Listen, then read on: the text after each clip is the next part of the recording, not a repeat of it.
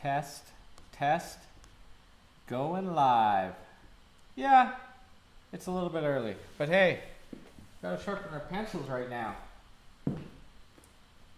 So, if you're joining in or rewatching, now's the time to get yourself settled. And I was thinking, I haven't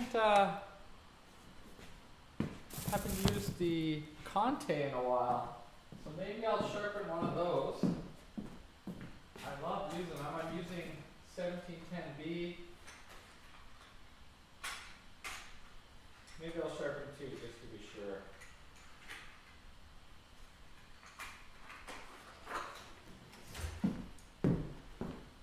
So if you're joining in early, I've got the,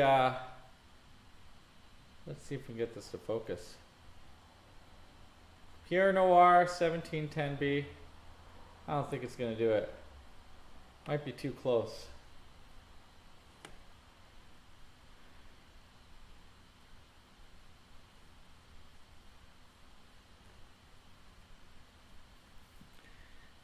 Anyhow, Pierre Noir 1710Bs. I've also got some of the layout pencils that I used last week. I don't know, just some mishmash stuff. I'm gonna take this first 15 minutes just to get ready. I'd be listening to music if I could, but I don't want the YouTube channel to shut me down.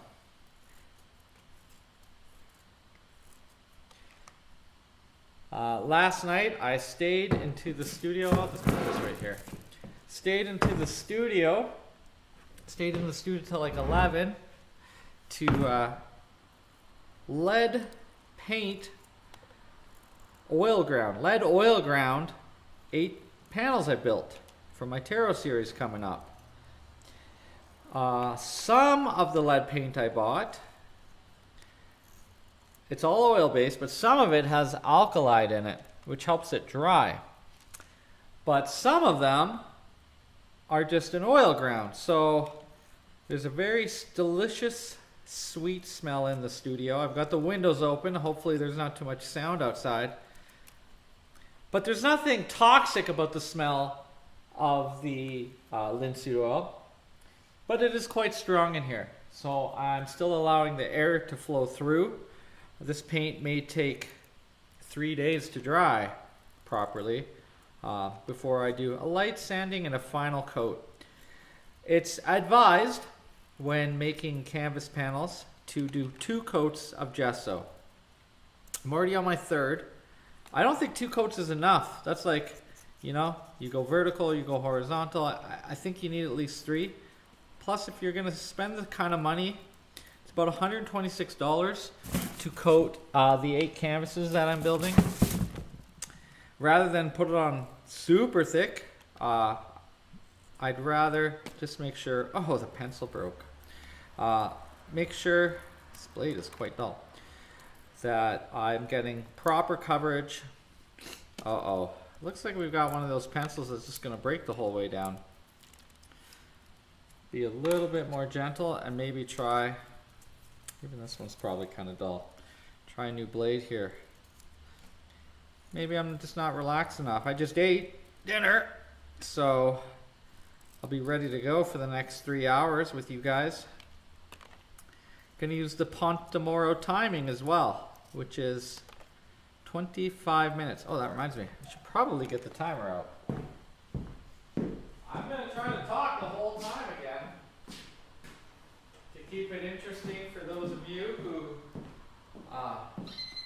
might be just listening or following along.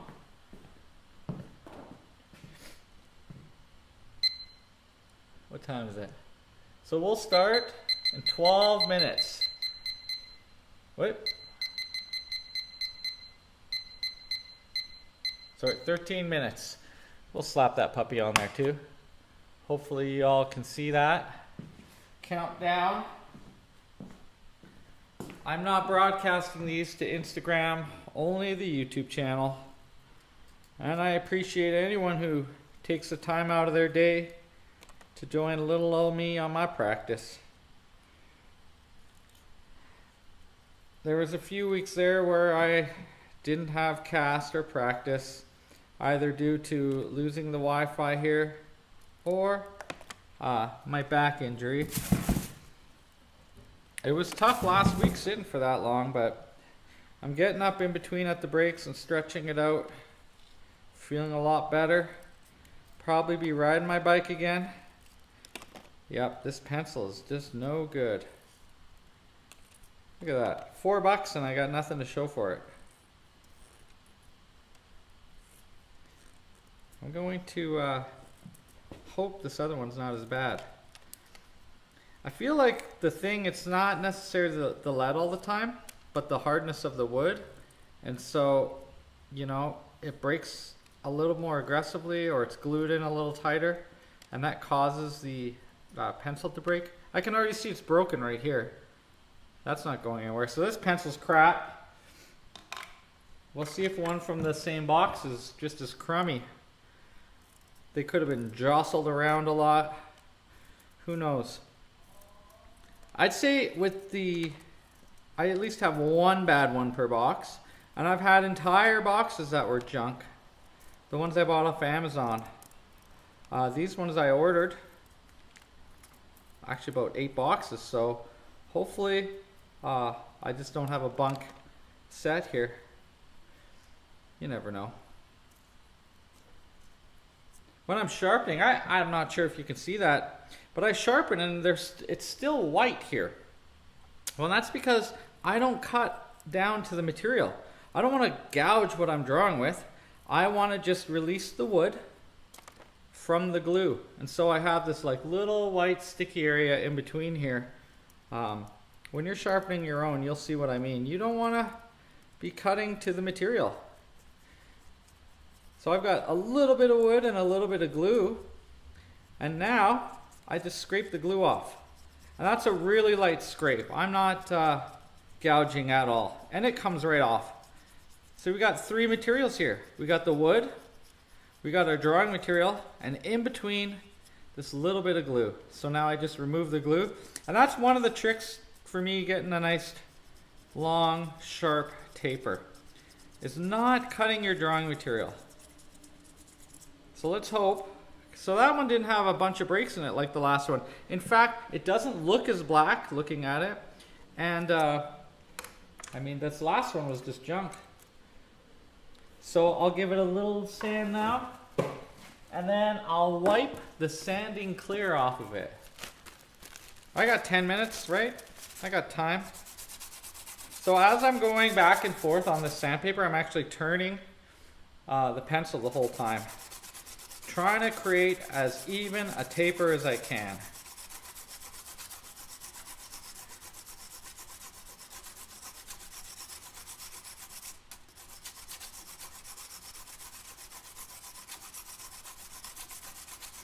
This intro time is where I relax, focus, maybe look at my subject a little bit. If you're just joining in right now, the subject matter is a photo I took at the wonderful Musée d'Orsay in Paris 2 summers ago. I went to study at the Paris Academy of Art, doing figure painting, using the limited palette with Shane Wolf. So I went for a month and I spent a lot of time, I think 3 days total, at the Louvre. And even then I could have spent more time. It was mostly like a reconnaissance mission, sitting to eating, but just trying to get through it all. And 2 days at the Musée d'Orsay, though honestly you could do it in 3 or 4 hours, depending on how busy it is, I guess, how much time you want to spend. So I've got a nice bullet-shaped taper, and it's going to take a little bit of Kleenex and wipe it clean, because you see there's a lot of material there, and if I go to put that on my drawing, it's going to create like a little explosion, almost kind of like ink looks when you splash it on my drawing, that's going to be hard to get rid of, especially with the paper I'm using today. I'm going to sharpen one more of these pencils. I just want to see if this box is cracked.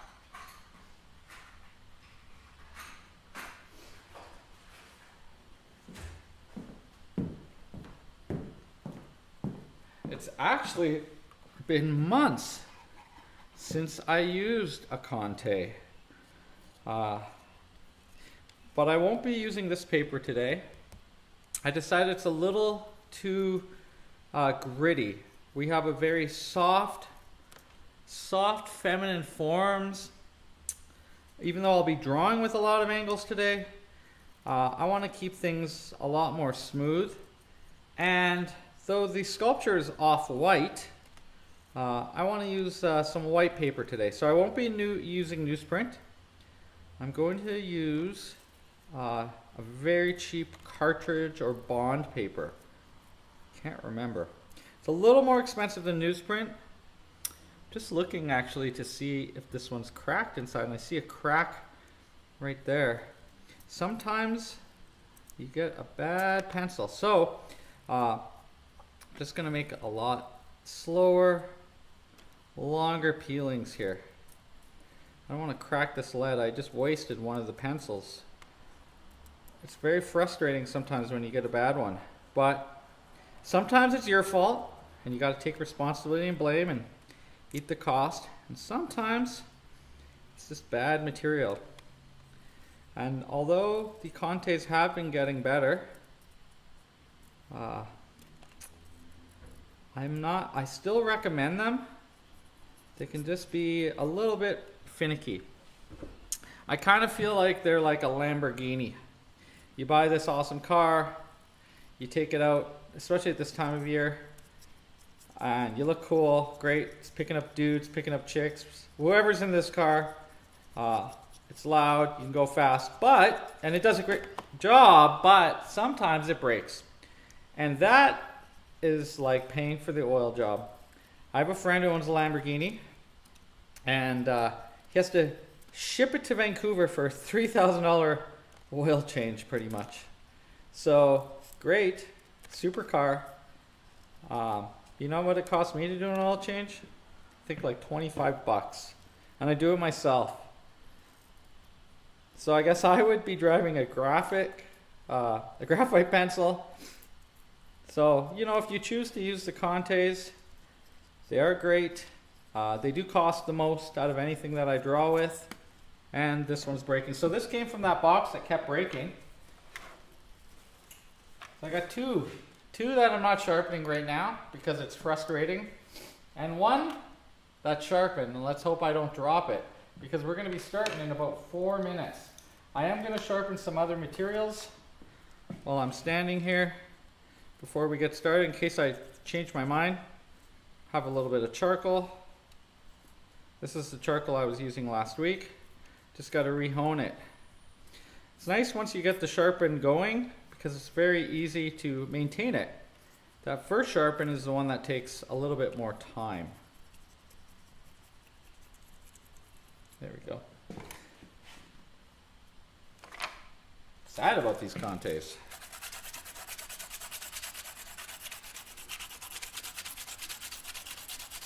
So we got about 4 minutes till we begin. Make yourself a gin. Get comfortable. Pour that tequila. Make a sangria. If it's COVID where you are and you haven't gone back to work, you might already be day drunk. Good luck. Better get the Crayola crayons out tonight if that's the case. Those of you who join along and use gouache or paint, you're very, very brave. Although it seems simple today, simpler forms than last week, hopefully we can get as much, if not more, done. It's going to be a lot more linear elements. Who knows, maybe a lot more blending. I'm not really sure how this is going to go, and that's the fun of art. Who knows?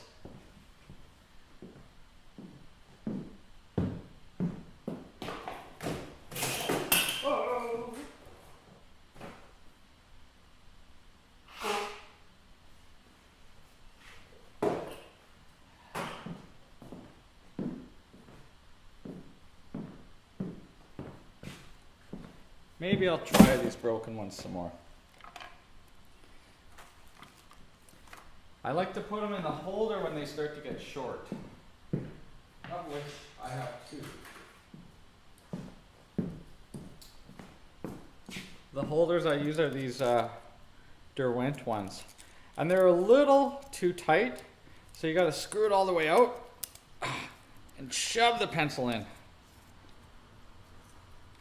But it gives you a much nicer, longer handle with which to work.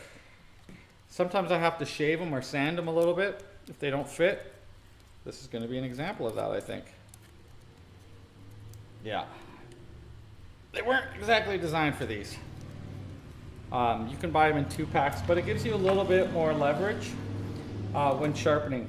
Because if this keeps breaking all the way, I won't be able to hold down there. So the Derwent really helps. Just hold it, give it a little bit more to work with. I'm not gonna go for my normal, 3-4 centimeter length. I'm gonna do these guys a little bit shorter, just because the leads keep breaking. They are cracked inside, so it's probably in transport. Maybe these pencils were sitting in a warehouse for 5 years.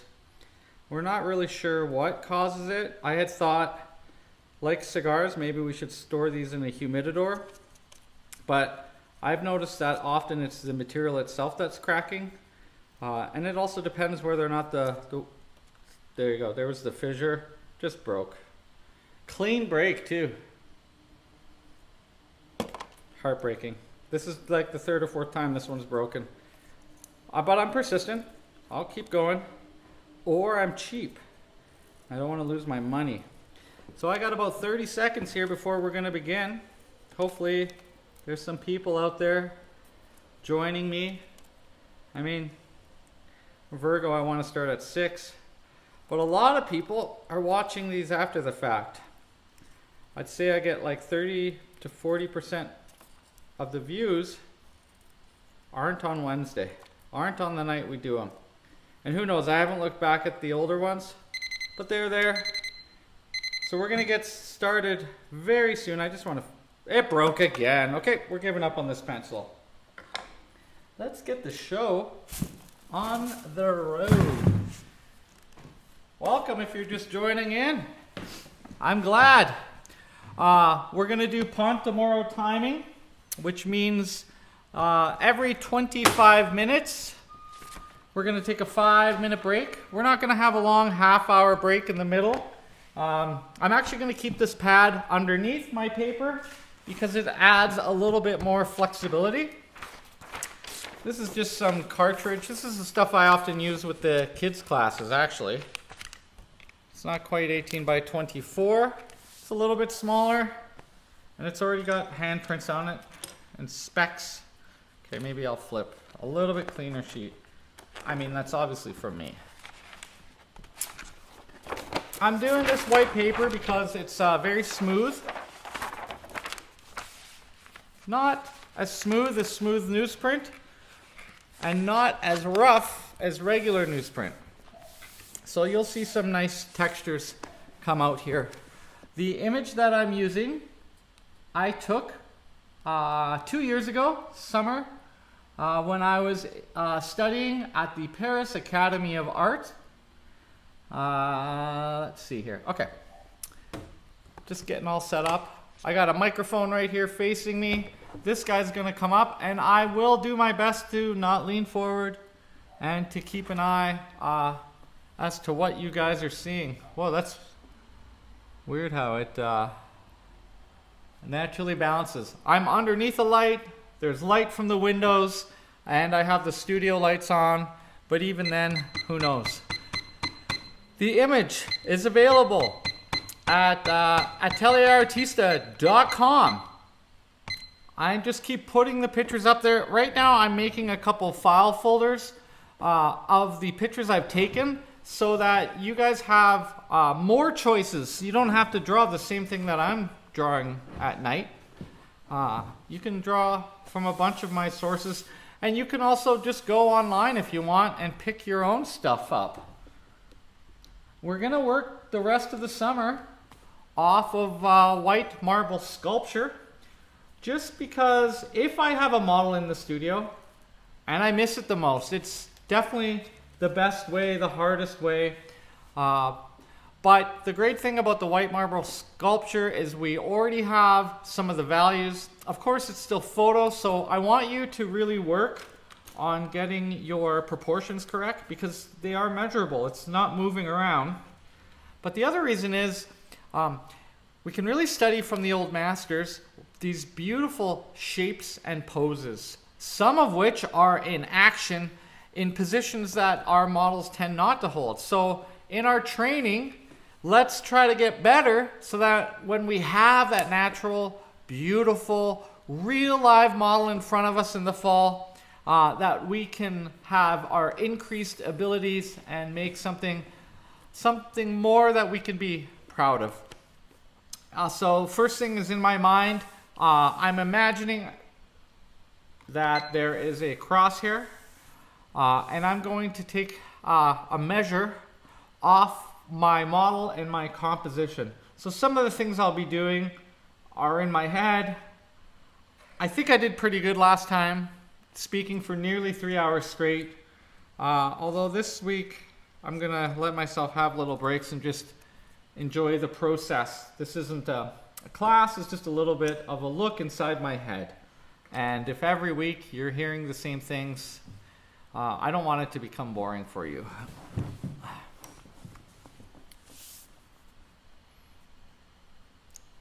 So for the purpose too of the demonstration is I'll actually put the lines in. I hope they come out later. We'll see. It's just a drawing, right? It doesn't really matter. So in this case, I'm just gonna do the whole page. Now, big boxy shapes first. I'm using the side of the pencil too to be, so you can see it for one thing, but also to be a little less direct and a little less linear. You know, this will become the breast probably. Anyways, let me just draw.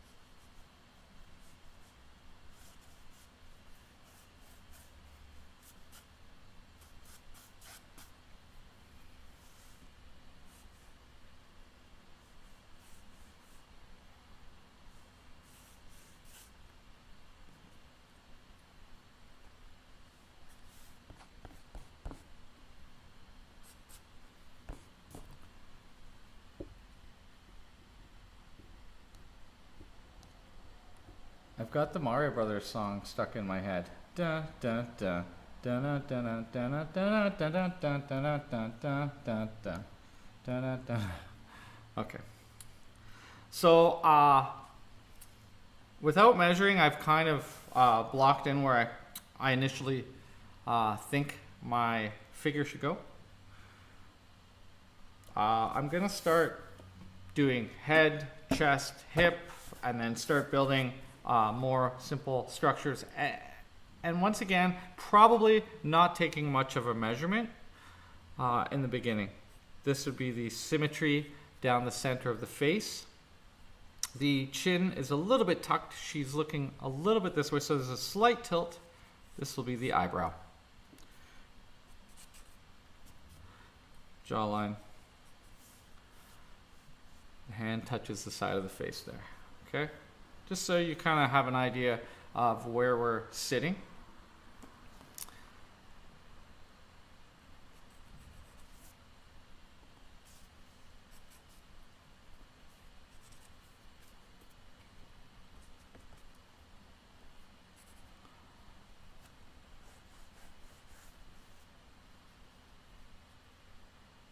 Let's slide this over a little more.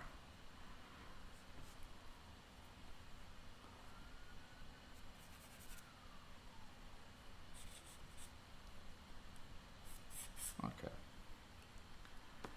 Might have to make her face a little longer or her hair a little taller, but kind of have a head size. It's about here. I can imagine that her chin is down here. So if I'm going to use a measure, it might be that. Chest.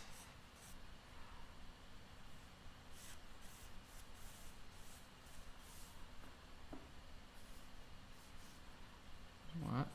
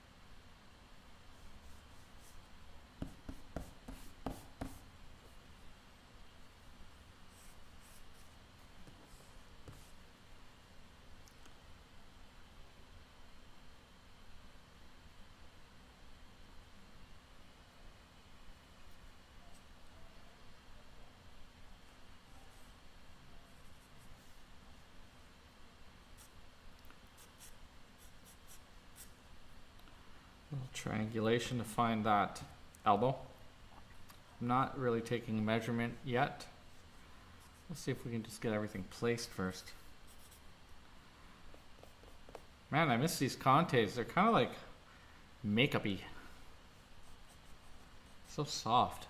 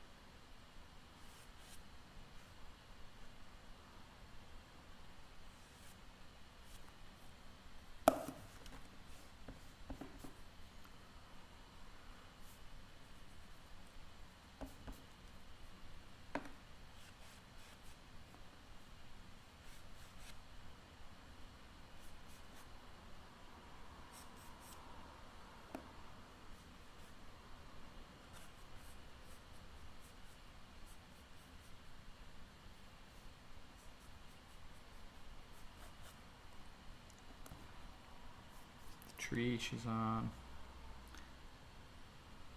Taking a vertical alignment here. Looking at this negative space in which the leg comes down.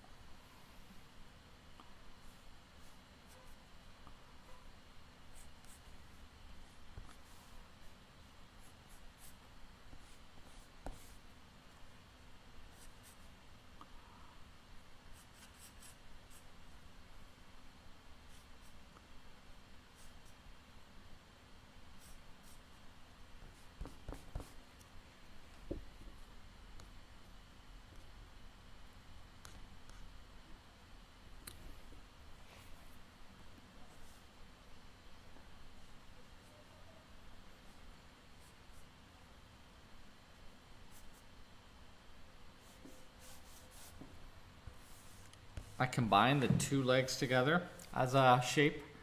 I'm squinting my eyes. It's kind of like a mermaid's tail. The ankle is in alignment here. So, just using some angles, how I'm looking at that.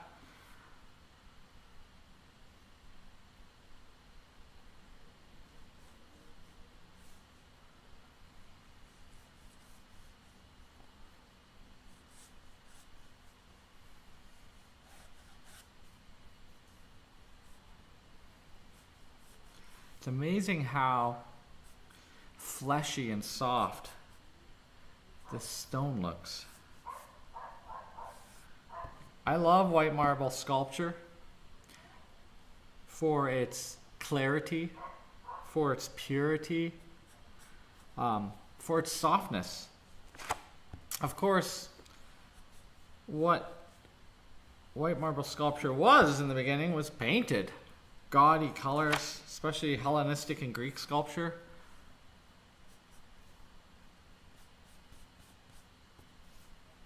There we go.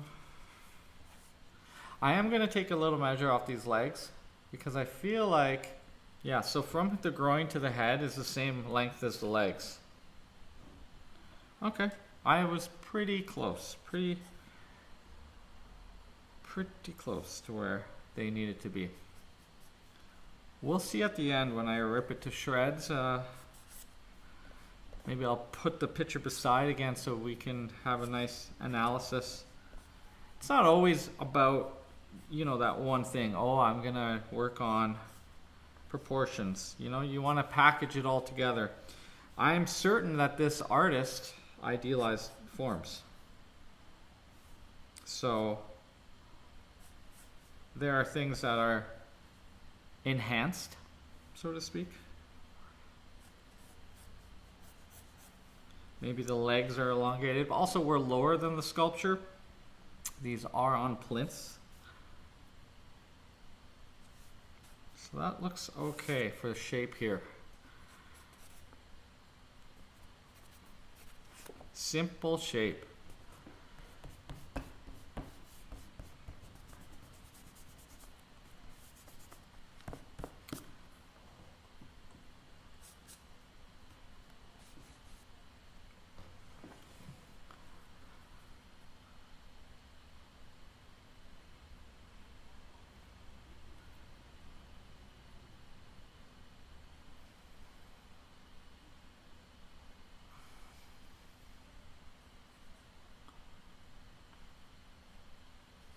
This distance is equal to this distance. Okay, pretty good. I felt like this elbow was looking a little far out, to be honest. But what it might be is getting too fat. This could all be dark here. Put our it's a stone outcropping here.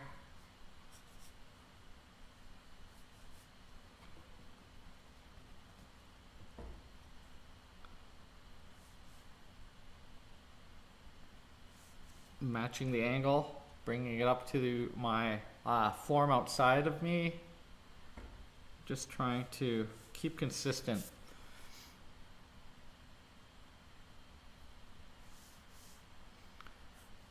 I check things like, okay, where is it? Where these two cross? Maybe this is on the left or the right of that. Just triangulating some of the forms.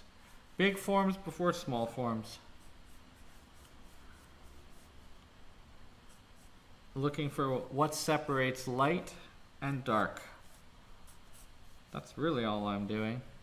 I'm not sure I'll put much detail into these stones, although there is one interesting one. He puts a little detail. I wonder if that's like the signature. Oh, it's a peach. Duh. This is supposed to be Eve after the fall. So she's in thought. She doesn't seem too sad that she has will. Will, of course, being one of the things we have since the biblical story of the fall. Yes, it makes life difficult sometimes.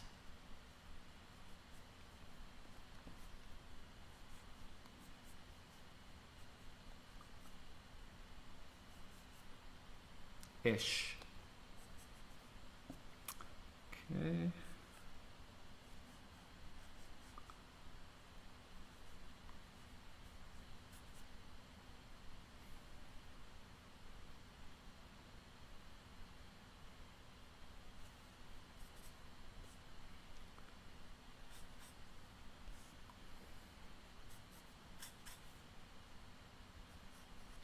Still not making any big commitments, just feeling it out. More of an angle to this rock. Losing a bit of the gesture there, so.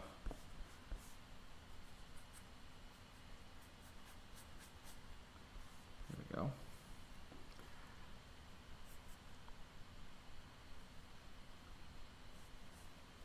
Squint your eyes if you haven't in a while. Simplify the forms at this stage.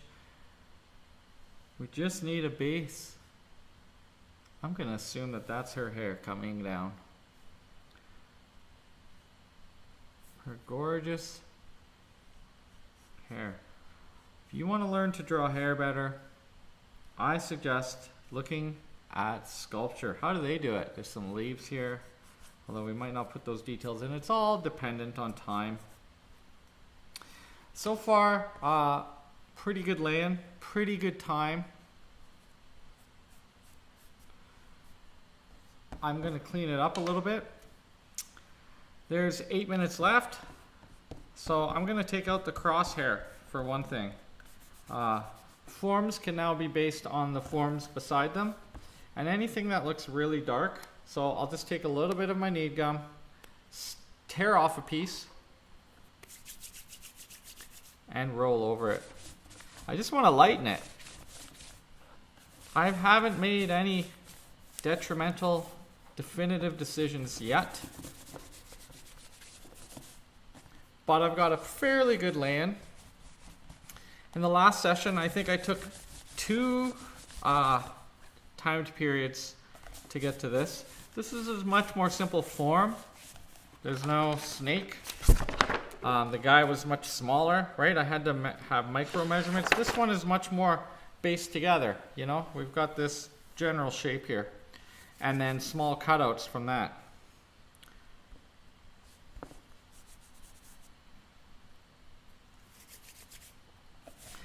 If you need to enhance this image on your computer or tablet, I suggest just upping the contrast so you can see the light and dark separations, because even the background is a very similar value.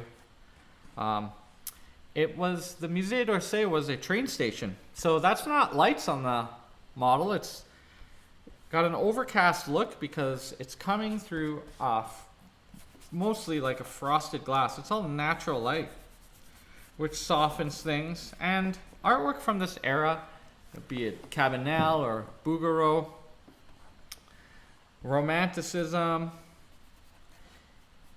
Baroque type art, they have all the 18th and 19th century artworks there. They tended to have a much more soft light than, say, the Italians like Caravaggio, which had the much more harsh light.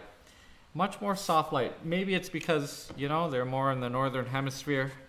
And also, the ideals of the day had changed of what was beautiful. So, I've got 6 minutes left. So I'm just going to start basically window shading down. Refining the shapes a little bit more. Not picking the smallest shapes yet, but going down a little bit and cutting out a little bit more. You see I'm using a little bit more of the tip of the pencil as well.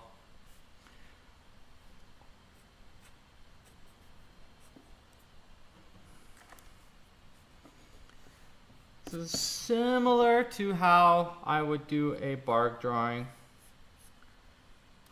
I would be a lot more accurate at this stage in a bark drawing.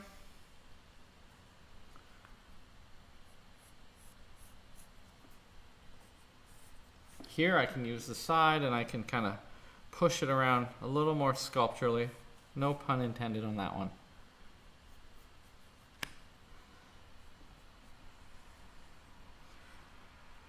If it were a live model, you would have the choice in your design of what to enhance, what things you find beautiful, but we are translating from an artist, right? This isn't a body.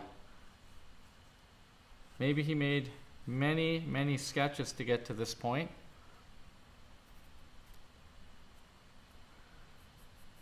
But it's been frozen in time for us from this particular view where I took this photo on that particular day under that particular lighting. We don't have all the changing factors we have with the life model, including your posture syncing. So this is much easier. But there's so many great works. So I was going through my photos from Italy this morning because I wanted to find that picture. If you're on Instagram or Facebook, I guess you would have seen it, of Martino. He has a Caravaggio. Oh wait, is it Caravaggio? Yeah, he's got a painting class coming up. There are very few spots, but I highly recommend it if you haven't learned that type of art. Martino's the man. Normally, I believe at this time of year he would be in Italy. When I was in Italy with Martino, it was 2015, I think. Oh my God, so long ago. And I was going through some of the old photos from that trip and just looking for some sculptural stuff. So I put together a little folder for the summer. You know, I took those photos with the intention of doing this one day. So I figured, since the atelier has to be closed right now, might as well have an opportunity to work on these works that I promised so many years ago. So we're in Paris right now in terms of this drawing,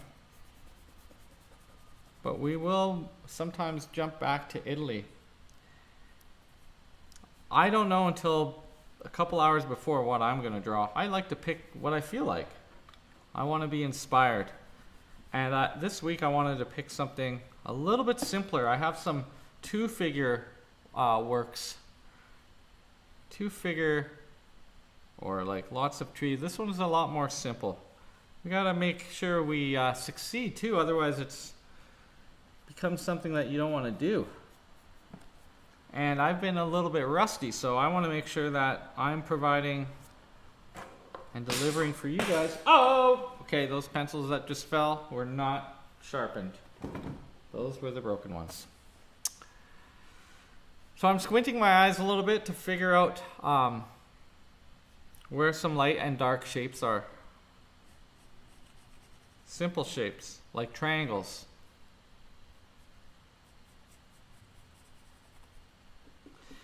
I am blending all my shadows. I can clean them up to make them more hard-edged, but they are going to blend into other shadows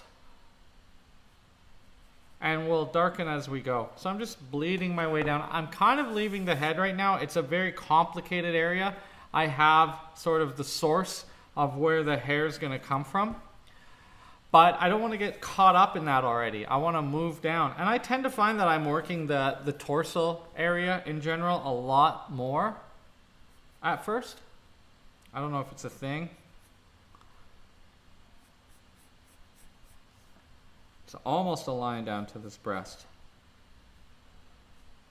And I have a little too much gravity on mine, so I'm bringing it up. But looking for areas of high contrast. Squinting my eyes as I do it.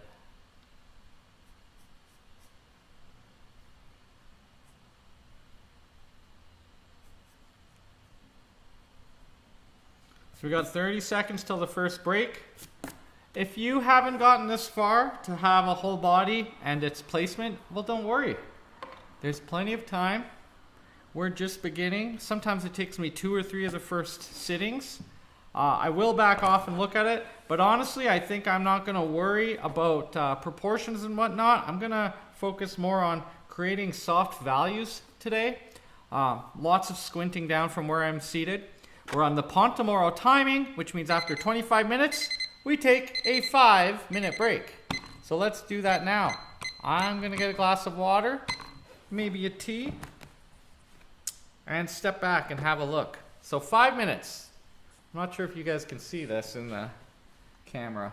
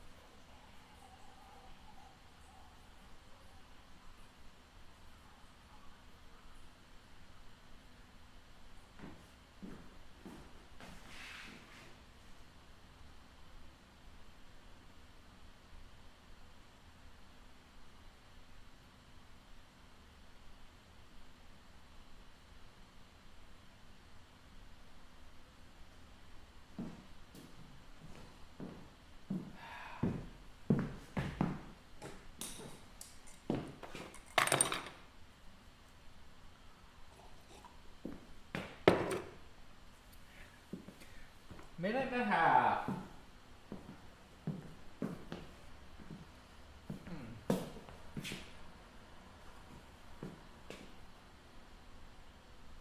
Both arms a little long.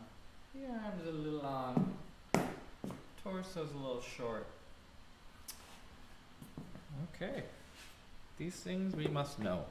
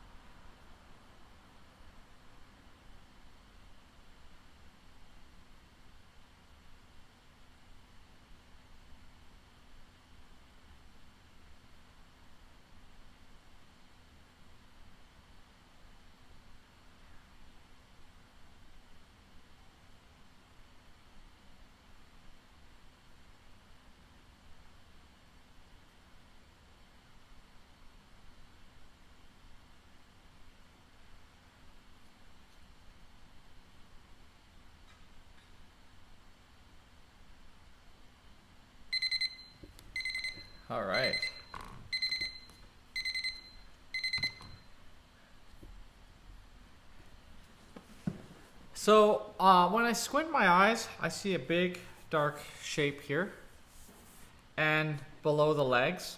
So I want to keep that in mind when I begin this shading, because if I don't, I'll have lighter things up here which will make the legs kind of seem like they're popping up towards the camera. So when you squint, here should be dark, and here should be dark shapes. The light is really capturing like a teardrop shape on the hip and down the top of the leg, a little bit on this edge, and same as up here. You know, it's really, really top lit. So I'm going to shadow map, but I'm going to do it kind of ambiguously. I want to keep a lot more soft and try to not have too many hard edges. It's a very soft light and a very soft sculpture. So 25 minutes. I'm leaving the head. It is mostly dark, so just for argument's sake, I'll just put it dark right now. But I'm looking still for simple shapes, but now, rather than shape, which is made up of proportion, up and down, side to side, right? That's describing that that's an arm. I'm looking for values, and there's a turn from this leg up the torso, and I'm just going to shade it in. I just want to get a little bit of material down. I'm turning the pencil while I do this so that I don't wear a flat edge into my pencil, but I just want to get material down to sort of remind me of those basic shapes. This is a more painterly approach to the drawing rather than drawing where everything goes. As I squint my eyes from this rock, excluding some shape here, which is a smaller shape, all of this is dark. So I put some material on. I will have to use a bridge or a piece of paper so that my hand is not sliding over, but you're going to see I'm going to actually soften all this in. And I'm going to build up my darks through a process of layering rather than just sketching and drawing really hard. I might do things that are a lot more cross-hatchy after, just to have some design. So there's basic rock shapes here. Just simplify everything. Shadow. This will also help you find where your edges are, lost edges, and your hard edges, because you're starting to block it out. So I already kind of indicated the knee. I'm just going to bring that down. All of this leg is dark. What's nice too about this is if I go over this line, I can shift it and move it, but by virtue of adding more material on in a bigger flat space, and I'm just guessing where this knee is right now, but by doing that, I actually enhance those lines because they have twice as much material on them. So I don't lose it, I actually enhance it. There'll be a cast shadow underneath this foot. And the toes are kind of catching light here from the cast shadow. So I'm just going to leave that there. Now, with soft paper, very easy to blend. I'm rubbing it in to get it into some of the folds and just soften things. Soften edges. It's a way of not having such a huge commitment, because I could decide to move the shoulder in and what have you, which I might do. We'll see. My body's a little more, like her shoulder and the knee aren't, well, they're pretty well aligned vertically, but these are things that will develop as we go. Even this arm is in shadow. So in other drawings, you would have seen that I drew the cast shadows next. But I'm still not fully convinced on my structure. This might change. This drawing might look a little bit more illustrative, maybe more comic booky, because I will increase the darkness of my cores as we go. So they'll be a little bit more enhanced and hopefully give the illusion that this is popping out, and it will still be softly lit, but it will not be so flat looking. Soft light tends to make people look very good. I always say Noxzema girls get noticed. I think of influencers. They use a ring light and it flattens their face and makes them look much better because it is that soft, direct light. We do want to create form. That's what we're trying to do when we're drawing most of the time. Is have some illusion of form. Got a little bit more hip here than I need as well. Maybe this is an area that I end up enhancing or putting a dark on the outside. We'll see.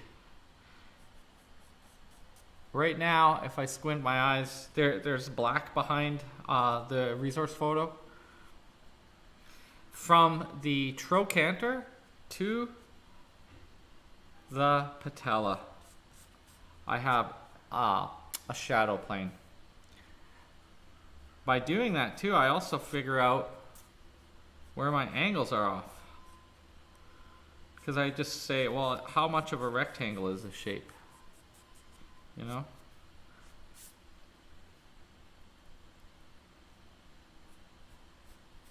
I'm going to commit to that. And maybe I'll commit to one down here. Maybe like right there. I'm just looking for the sharpest, darkest contrast edges as locators. And they might not be in the perfect place, but like I said, I'm just going to commit to what I have here.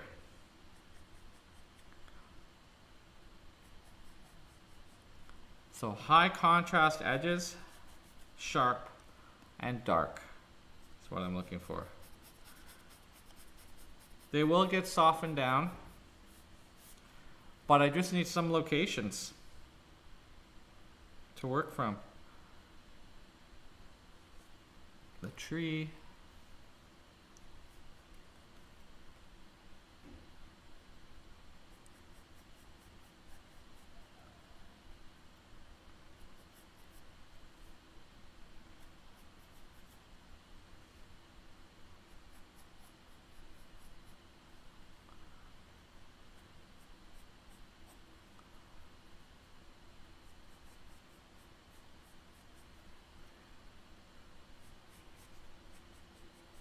So in this case, this would be a cast shadow.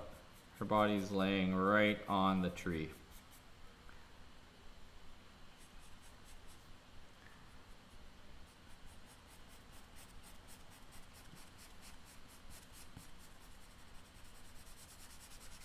So I'm still turning. I don't want to wear out a flat edge. Sometimes drawing is an opportunity for sharpening as you go. I'm going to simplify for now the shapes around the body.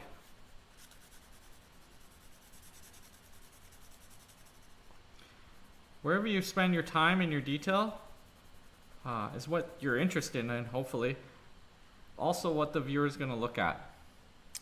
So I'm going to erase this right out. This is going to be a very bright shape, and I don't know, it kind of looks like, I don't know what this shape is. It's abstract, and so that's very, very good for me. Because you can tell, so I'm drawing through it. I'm not drawing the edges. You can tell what you're dealing with because it's like width and height. Like what? That doesn't come down there. Negative spaces and negative shapes are so helpful in drawing for locating things. I even think this rock might be a little high. But for now, a nice clean white. In fact, if I can't get this paper super clean white, maybe I would paint gouache in there or something later. I'm not so worried in this drawing.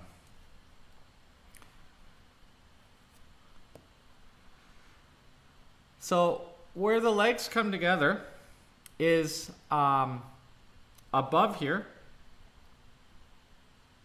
If I draw a horizontal across, the knee's right about there where it's touching the leg. But I want to find that V, which is, I think, right here. So I just slide it over right there. This is a lost edge in the model, in the sculpture. And it drops down to the side of the foot. So maybe I'll move it over a little bit. do have a little shadow there. I'm looking for some darker areas. If you can't see them because you haven't trained your eye enough, adjust the contrast in the computer or whatever you're looking at. These are all tools to help. Of course, you want to learn these things. You don't want the crutch. Just like we're not tracing right now. Maybe someone out there is. We do still want to learn to draw this stuff. But use what tools you have. And today in the digital world, maybe back in the day, it was putting up a slide. I'm going to put Kleenex under my hand. I do intend on smudging some more, but there are areas I don't want to smudge too much yet.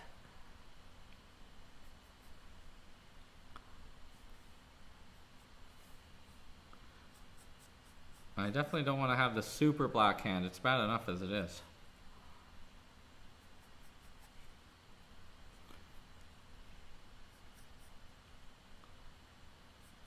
Lost edge here.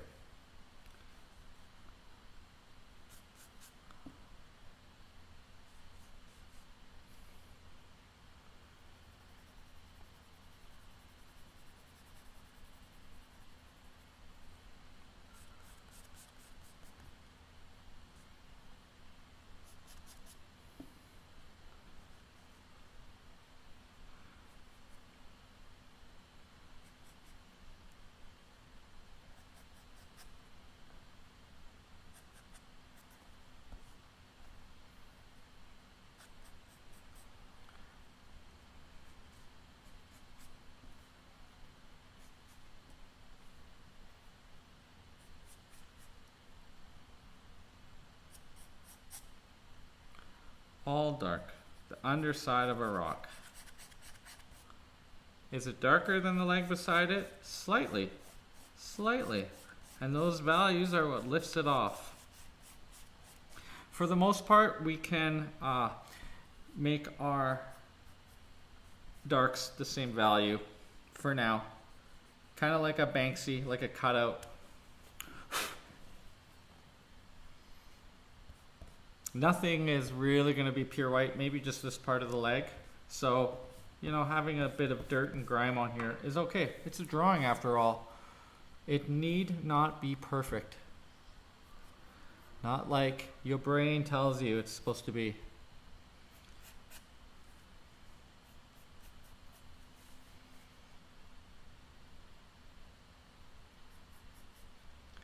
This is like a teardrop shape for the breast here in shadow.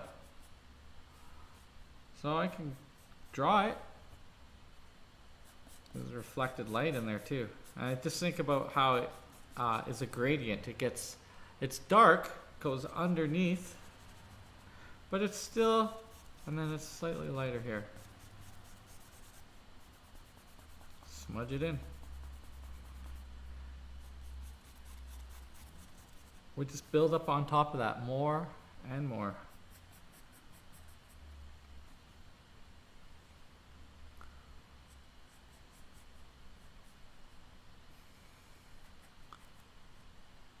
And I'll just dance around, just draw what's interesting. I might have to go down here to balance up here.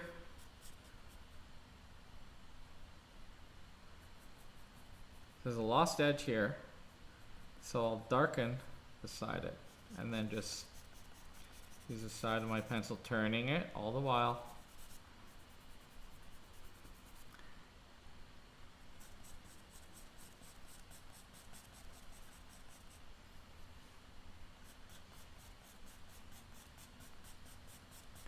When I squint my eyes, this is one of the darker shapes here. So I'm kind of gravitated towards this right now.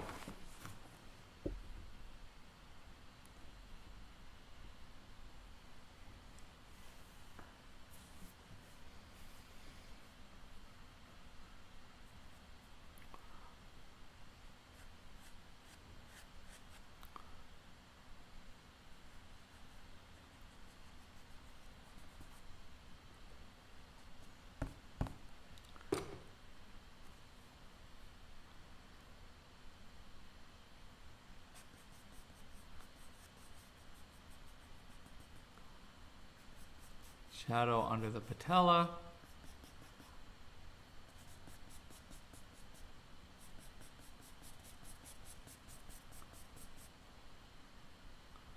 This is an area of light, but on to the right of it, it's a little bit darker. And that's what allows you to see this side, because it's not white. It has tone. So you see I'm just building up tone. Smudge it, soften it. With this paper, it does, you can hear it, it starts to get scratched. Hopefully you're not scratching areas you don't want to, but that does give it like a sketchy look, if that's what you're after. I don't know if this microphone picks it up. Lats, lungs. How many bumps? How far do they bump up? How big?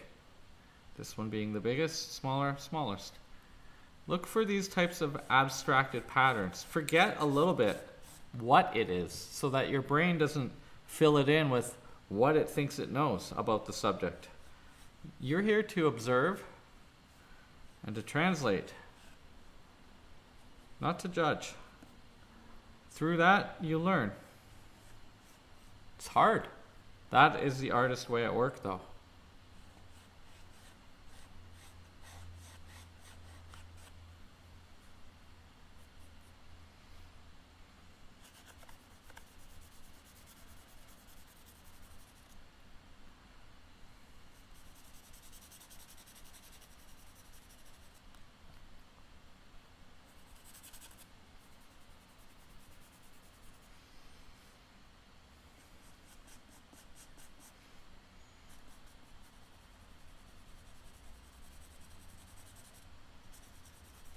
Sometimes little eraser bits get caught while you're drawing, and it does this kind of plasticky looking line.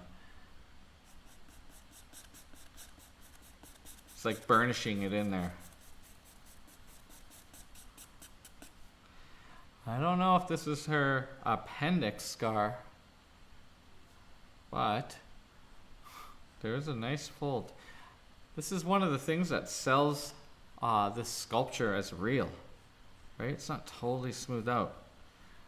It's like a little hint of light right there and along the edge. Let's get the knee in there now.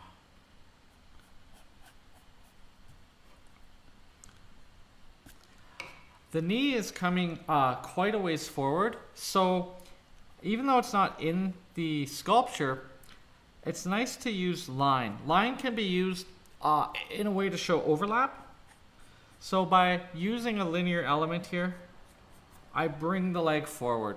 So it's not just value. You can use line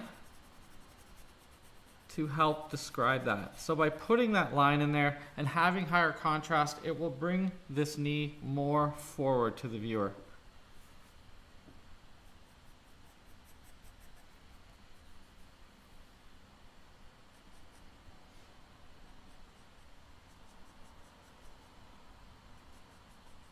There are going to be some halftones here.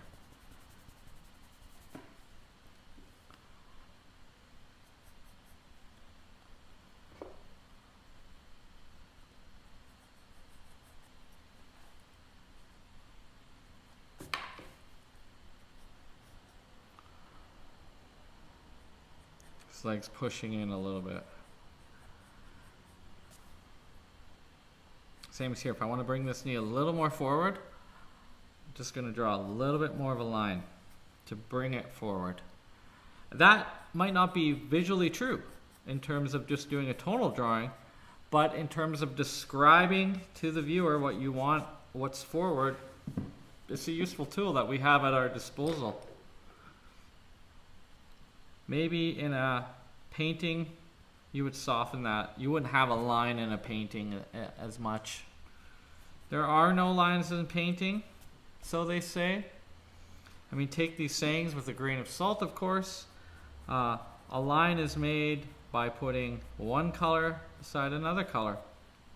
So mountain, sky, how those two colors come together, gives the impression of a line. If it's really far away, you're going to want to blur it.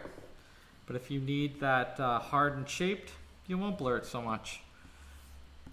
It's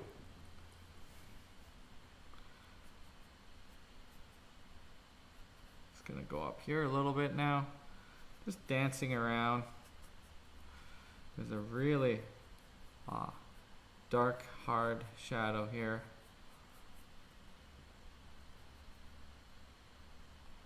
Directly up from where those two lines cross.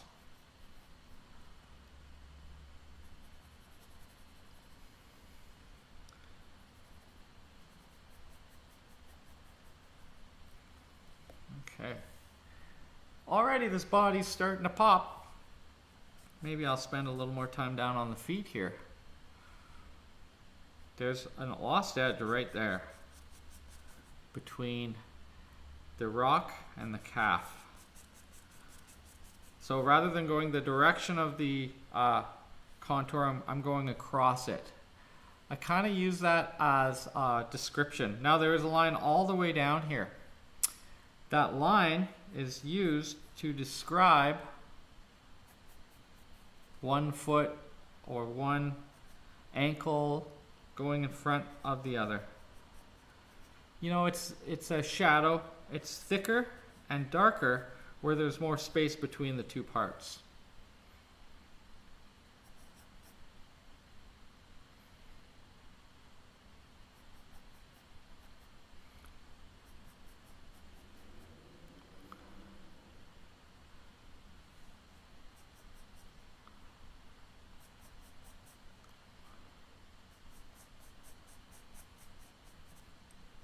And I might have to move it side to side. It's looking a little too straight.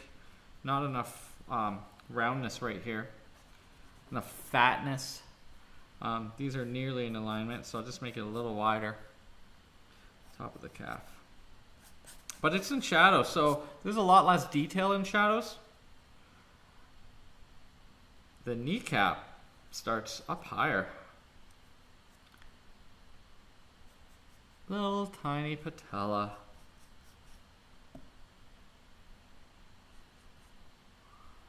And there is a cast shadow right here, which will enhance because I can see it on the sculpture, but I want to create a little bit more darkness and hard edges. So I have to use some of the indications and enhance them on my drawing. The cast shadow describes the form in which it's falling. So it's actually describing this leg. Even though it's coming from this leg, it's describing this leg. And we'll probably have a little bit of reflected light right in here, bouncing off of this leg. So the cast shadow fades into the rest of this leg here.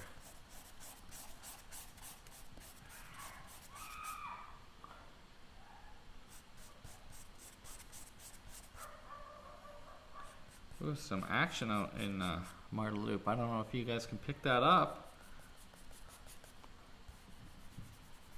Soften all that.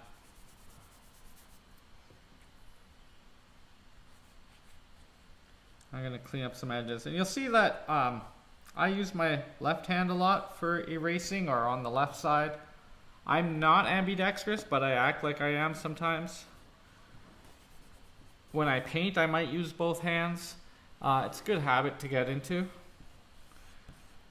Also, I brush my teeth with my left hand because I read a book by Jim Kwik that said that that helps you grow more neural pathways. And at my age, I need some more neural pathways. Minute and a half left here.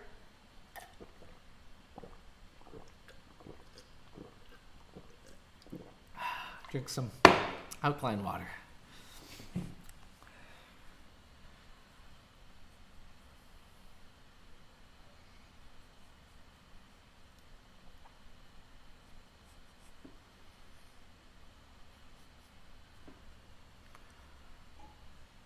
Darken up that triangle some more. So at the break in a couple minutes, take a break. Squint down. Look at your work. Correct anything you can now, because I am using the tip a lot, so we're drawing here. There's commitment. Uh-oh.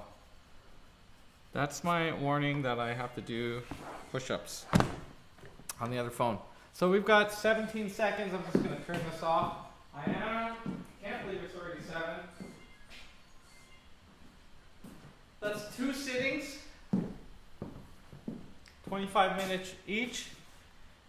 We're moving down. We're going to take a 5-minute break if you're with me. And then we'll come back in. I'm going to wash my hands too, because they're starting to get pretty nasty and I'm marring up the page. I don't want it like that just yet. So let's take 5. I'll do my push-ups. And you do what you do. Oh yeah, I'll wash my hands after the push-ups.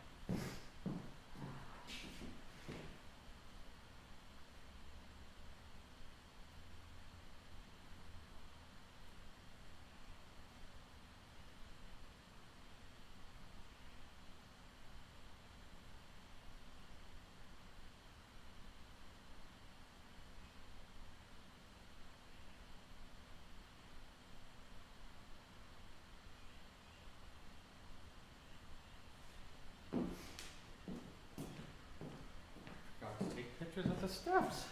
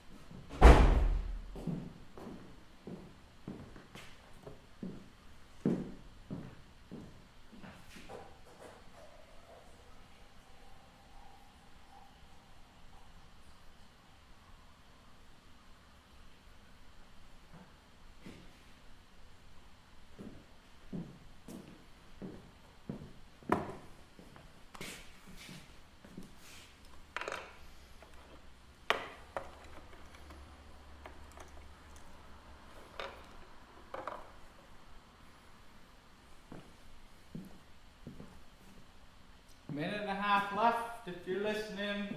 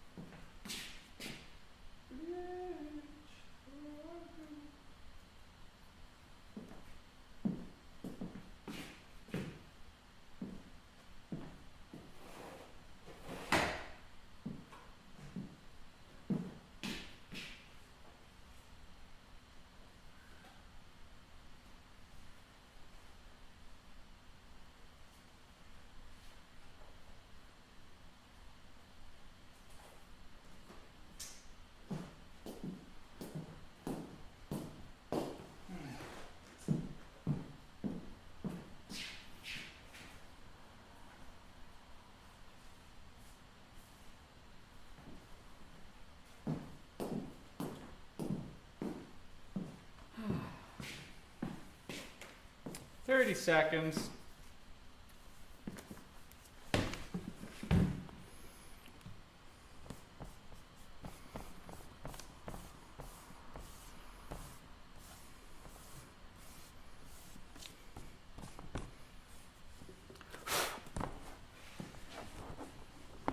Hope that looks good for you guys.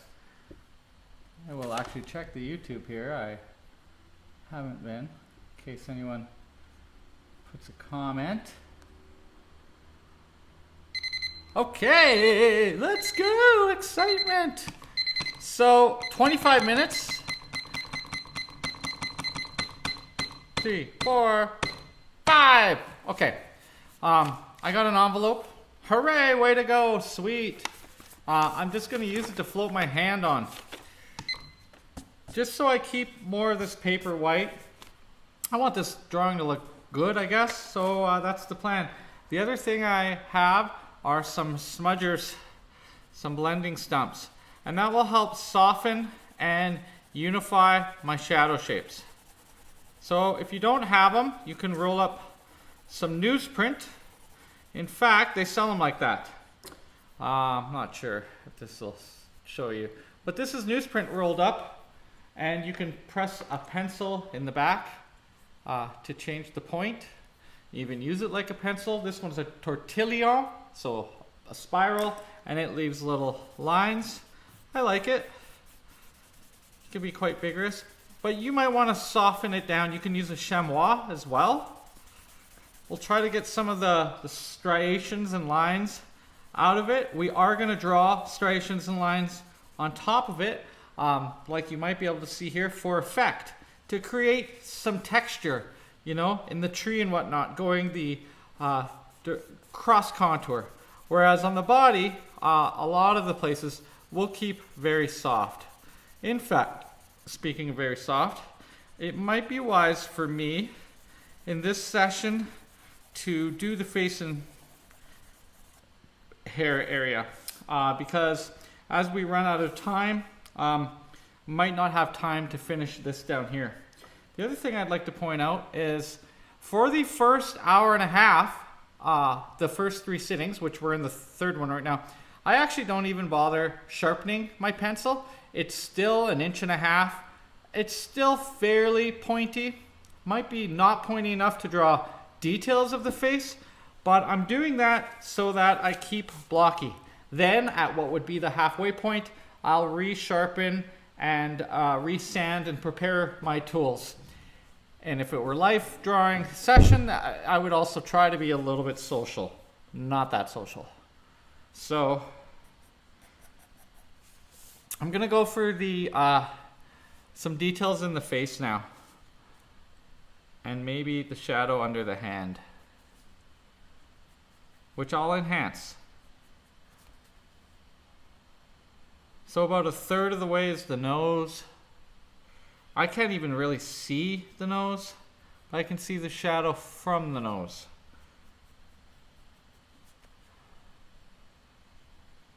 I can see the glabella a little bit.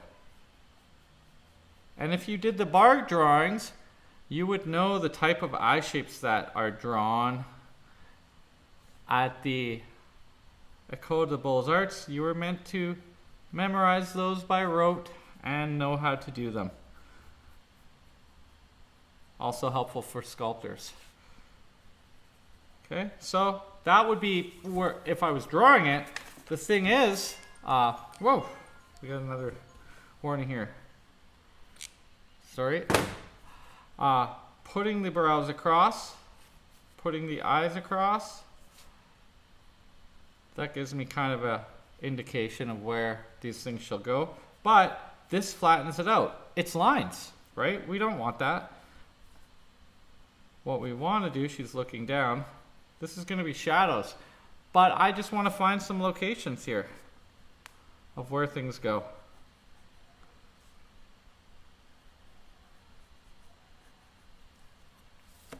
Because this all is in shadow.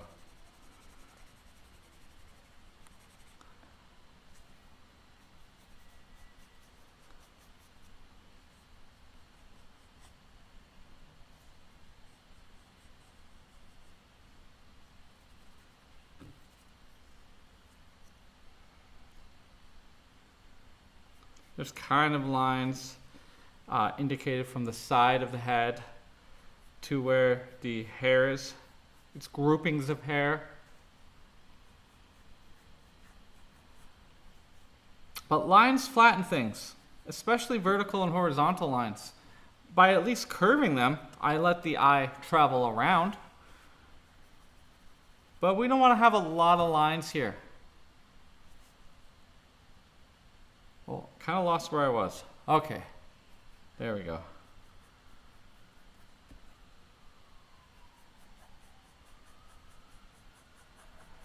Hair. I'll erase out some of these shapes later. Most of them are in the dark. There are some highlights.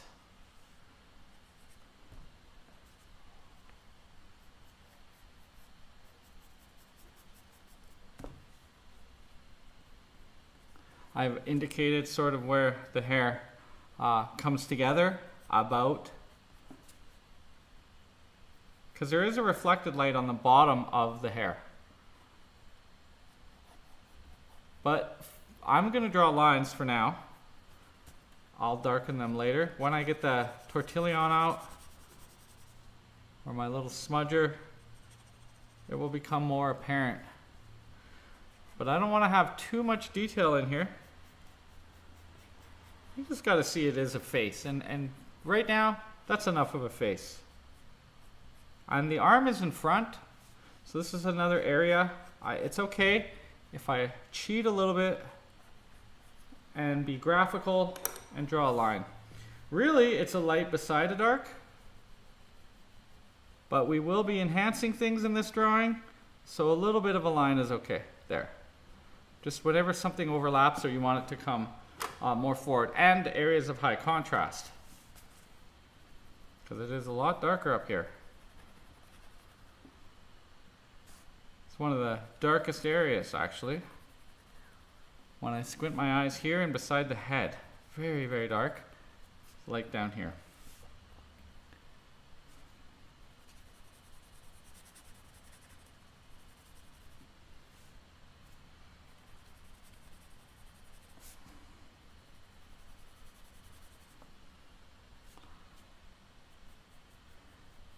This palm is kind of mimicking the zygomatic bone, the cheekbone coming down. And I'll make her jaw a little bit more slight, going up to the ear. This might even be too wide still. Then we have some shapes of hair again. Try not to let mine in. I'm leaning in now. Maybe it's a little too detailed, but I'm trying to get myself out of this area in this session, in this sitting. So later I can sharpen and use some of the textural lines that we're going to use. Picked a very complex area with the hand as well. There's a lot going on here. I often leave this bit, leave hands and heads until the end if possible. Either I'm too tired to do them though, or losing interest. So we want to get this in early. And also it's at the top, so kind of going down with the drawing.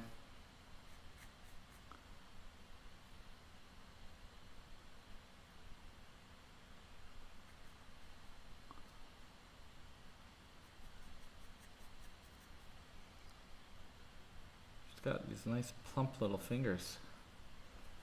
I might need a sharper pencil for this.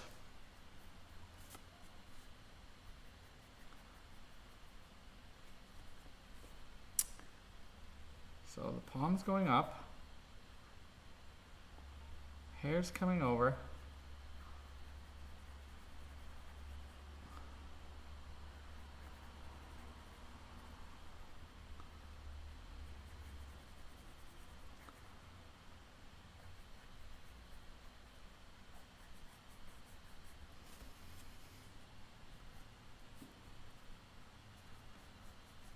taking a few liberties here.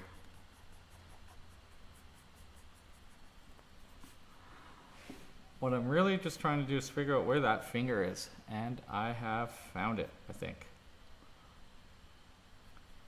So this is the pinky finger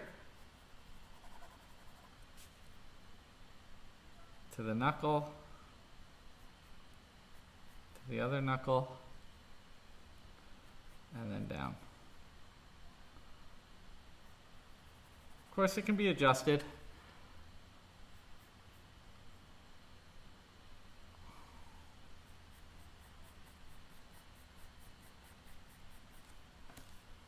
It'll have to be, actually.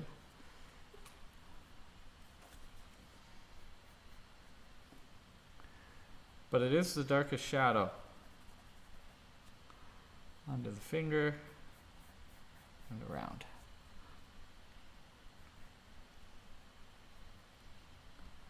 The hair comes on top.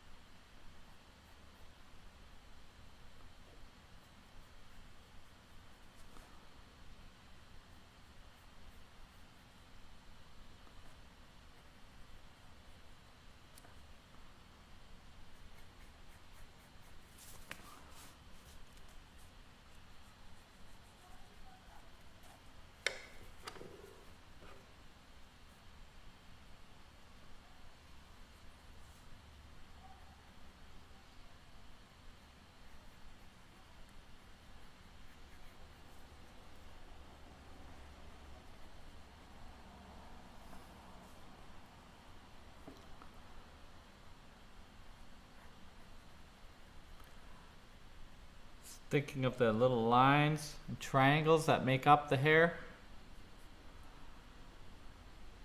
Maybe the whole shape, how it fits in. They're like little moon shapes, maybe. S shapes.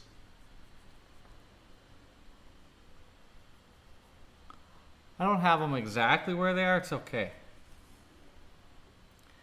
For the hair, it's okay. If you're doing a master copy, you can't cheat this part.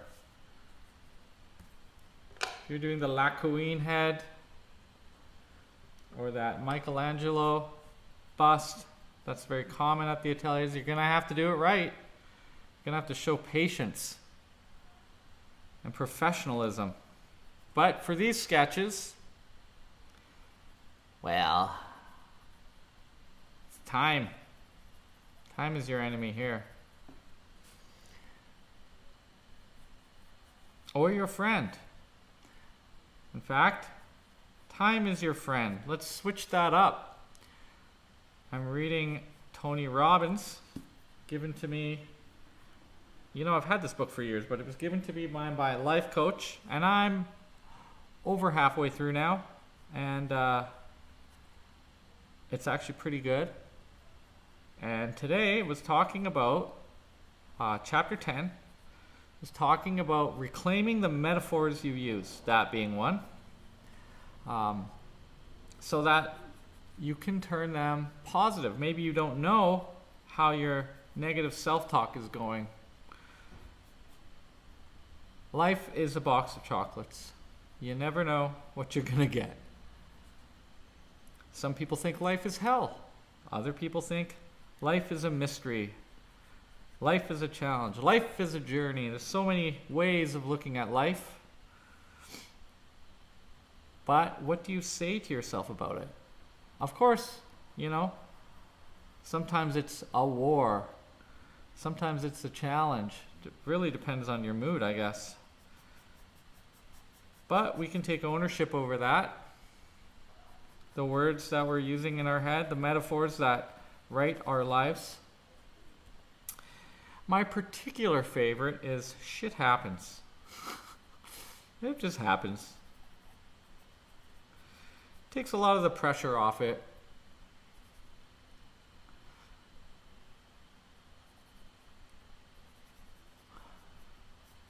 I was in a meeting today, and one of the gents at the table was asking me, about all the time I have to think about stuff. And I'm like, well, that's not, yep, but yeah, as an artist, we have a lot of time to think about things, for sure. Normally I wouldn't be talking, I would just be thinking, but not about what I'm doing half the time. So we do have a lot of time to think about things. Could be a bad thing, I don't know. You get stuck in a rut in your brain.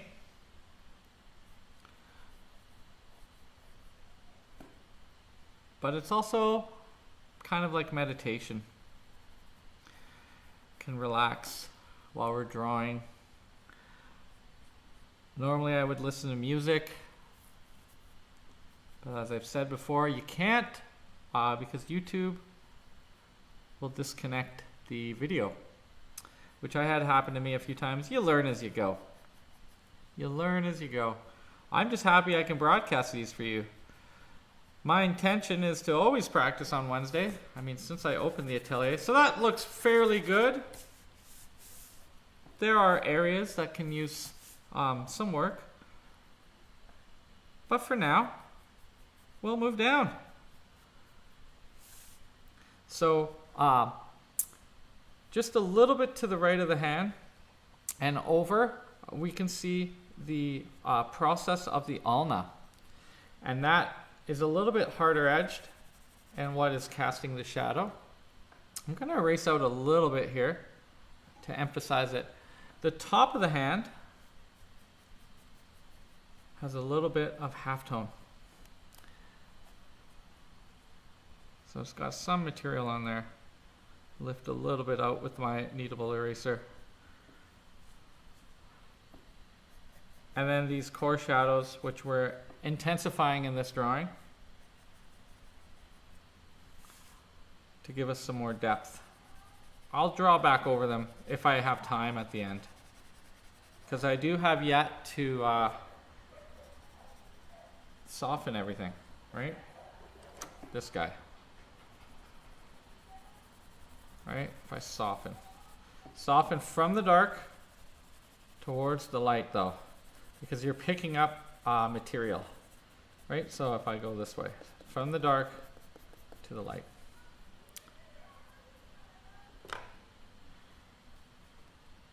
Because you always go from the dark to the light, just like you should in life. Metaphors, guys. Metaphors.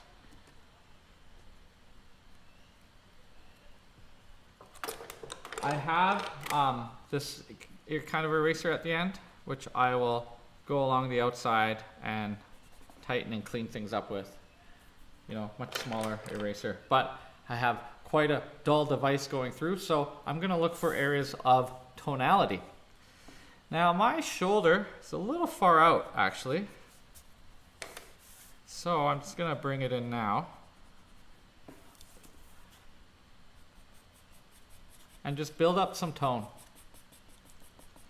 to the deltoid. It's crossing over this way. So if you think of this as a tube. So I want to have my strokes follow and describe those shapes if I can. When I'm first drawing, I want to go the direction of the form, following the form. And then as I do the smaller forms, which would be like this muscle, I want to go cross the contour. Smaller forms on bigger forms, cross the contour. I mean, this isn't for rote, you know, don't worry if you don't do that sometimes, but it does help organize it and kind of lead the eye when you do that. Make that a little bit darker. Make that a little bit darker. Comes down. And there's a little bit, the back of the tricep and the fold of the muscle there. So I'm just going to pull towards the light.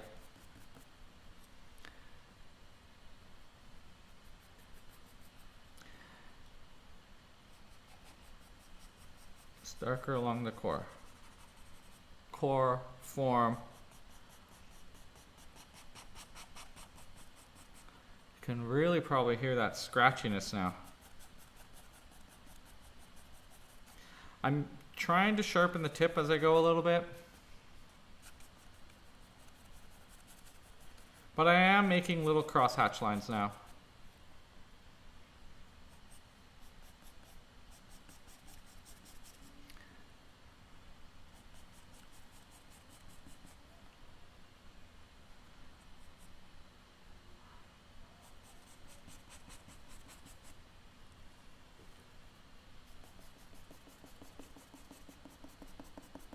Pushing towards the light.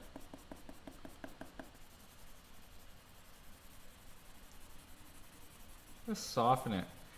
I don't want to have the texture of marble on this drawing. I want to have the direction of the form if possible. Just softening it all up. Can use this like a drawing tool a little bit. Get in there, scrub. I like to keep some of the texture of the paper if possible, but this helps equalize the values so they're not so far apart. Brings them into more of a unification.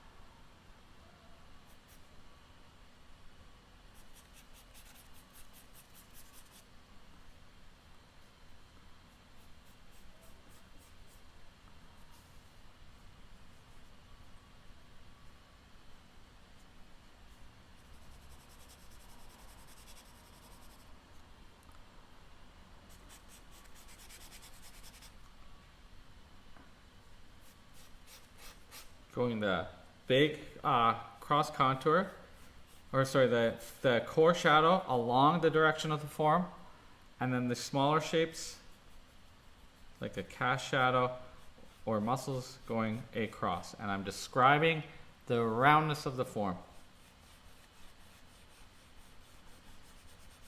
Rather than going straight across, gives me a chance to describe the meatiness of this forearm from where I see it. And if you don't know where these things are, you might need to get yourself one of those little mannequins. Sorry if my head's in the way there. Sorry.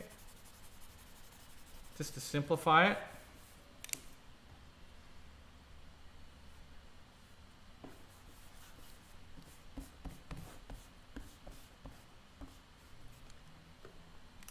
So basically I'm just shading my way down now.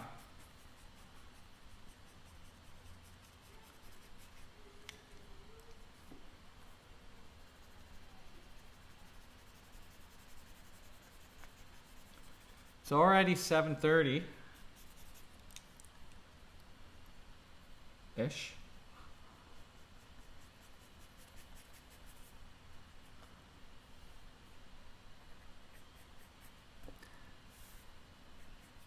So I know I got to get moving. Depending on how you feel that day, you might be moving slow.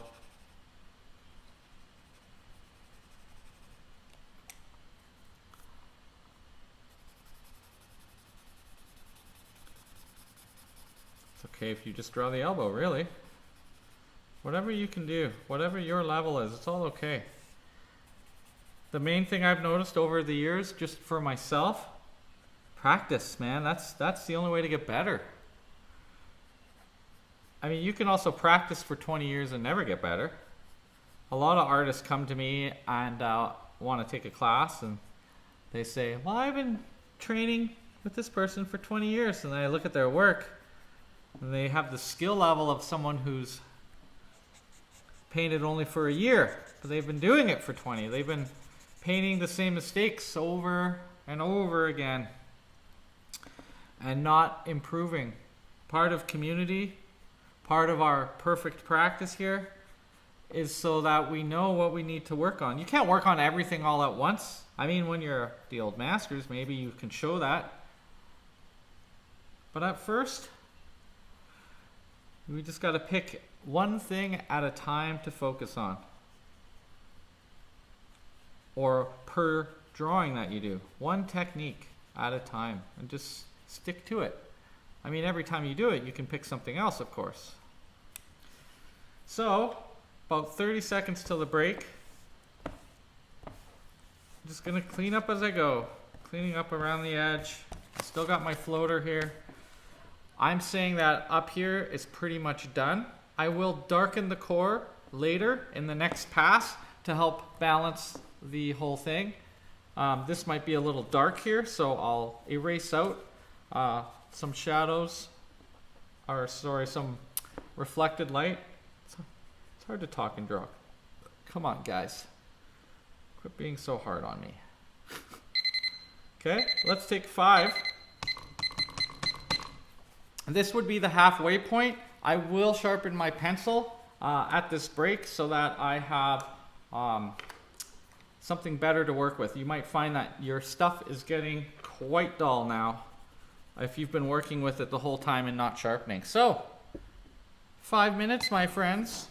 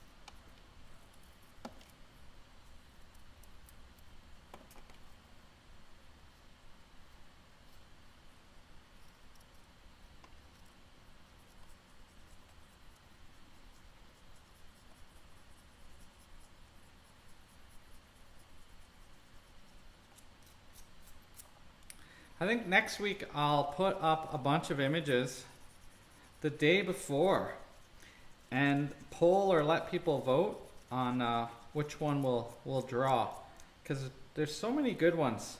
I mean, sometimes they just grab you too. I didn't want to work horizontal today because my back is still pretty sore when I sit for long periods, so I don't want to tire out. And I find the horizontal ones, because I'm working on such a small area, I tend to hunch over the drawing a lot more. Although, yeah, it fits the screen better for you guys. So I didn't want to do a horizontal one today. I like using the full scope of the paper. I think that's part of the artist's job, is to frame it. The drawing or painting, I've often heard and been guilty of describing it myself as a frame.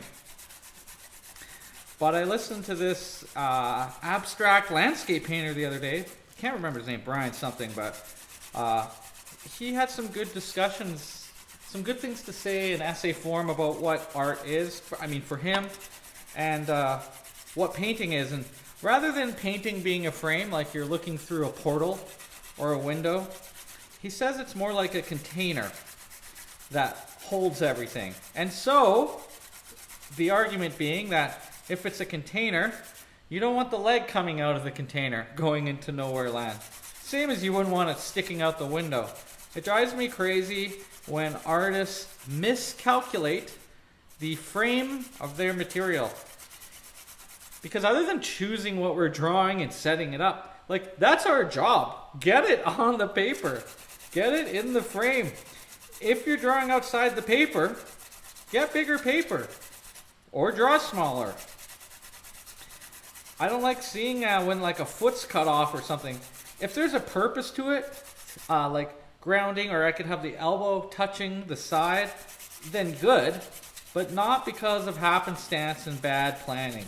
And you guys who follow me and have seen this, I often put the head in the wrong place, and you know, there's an off balance. The other thing is, if you draw a little bit smaller than your paper, you can always cut the paper down. You can always crop it nice and sharp for the next section.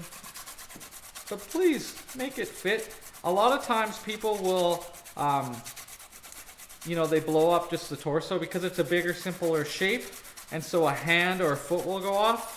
But the real reason, the real subconscious reason why, is because they don't want to draw the hand or the foot. I'm not fooled. I've been teaching art long enough to know who's trying to trick me. So, that was what we would have had a long break. If you need more time, take more time. Pontomoro timing, I'm going to keep going. Hopefully I don't break this pencil and have to stop halfway through, you know. I've got something to float my hand on. You can see it's getting dirty, but I'm just going to keep continuing down. All the while squinting. Squint, squint, squint, squint, squint. We're gonna, to darken areas, add more material. You see, so this is a light. It's not a light, but it's lighter. But by going over all of it, it makes the darks darker. See that? Hopefully that makes sense to you, that you build up the darks. You don't just go full bore and drop your darks in as dark as you can. That's a good way to break your pencil, and it's a good way to gouge your paper. And there's a place of no return, you know, where you can't erase out anymore. Nipple-ish. Ish. You have to figure out how hard you need to press, what angle you need to draw, because sometimes, like right here, I got to go this way because the way I'm going over the paper, it's not getting in that groove. I really like drawing on Strathmore paper or Arches or BFK Reeves. Like when these are just sketches, but when I'm doing a proper drawing, there's a lot more tooth to those papers, and so you have to learn, or you have to poke the tip. You have to figure out what direction to go with your material to get it in those little holes and folds. Little holes and folds. Little holds and folds. Holds and folds. Okay. I'm squinting my eyes and looking at what shape of shadow that befalls beside the body and the breast. It's quite dark, lifting the figure forward. And because it's a drawing, I can also choose to enhance. So I'm going to draw a little bit of contour here, just a little bit, to show a little bit more distance. Not all the way around and not equally. The darkest being here, but I'm going to make it darker than it appears in my reference, just to bring her forward a little more. I might not draw more of this tree. Sometimes it's fun to just scribble, you know, to give texture. So maybe we'll make this tree look, oh my God, I just about broke it. Make it look rough. Give it more of a separate from the softness of her body. This pencil is almost broken. I'm just holding it there by the nip. You can see it maybe. Okay. So be it. I have a little holder. Oh, there she goes. Actually, if I draw this way, it'll be fine. It's because I said something. I swear. So this is her hair coming down, and there's a deep shadow from her beautiful hair. I wish I could see what that looked like from the other side right now, Because man, these guys could sculpt hair like, you don't want your hair to look like lines of spaghetti, which a ceramicist could do. Marble sculptor could not do, because you can't extrude the rock from itself. It would be painstaking to make hair look that bad. Might be worth it as a contemporary artist, making those comments on the past. I actually don't have my glasses on right now either. I don't know if you can see, they're on top of my head. And for me, that really helps in the beginning to simplify the shapes for sure. Not great for detail, but I am trying to find simple tonal values. A painting or drawing should look good from 200 feet away. Well, that's about how good I can see. You can soften or blur your eyes if you need to. I just am aging. That's my technique. I think I cursed myself here. I have, for the contact, oh, there's one right here. This Hercules graphite pencil holder. I think it's available at Mona Lisa. If you lose that much, you know, you might as well have a holder. So I still have nearly the whole pencil. You know, I'm a cheap Portuguese man, so I don't like to be wasting my money, and I like to be using some of the material. Sometimes I just give up too, because you can't fix those really bad ones. It can't be salvaged sometimes. I got my glasses back on.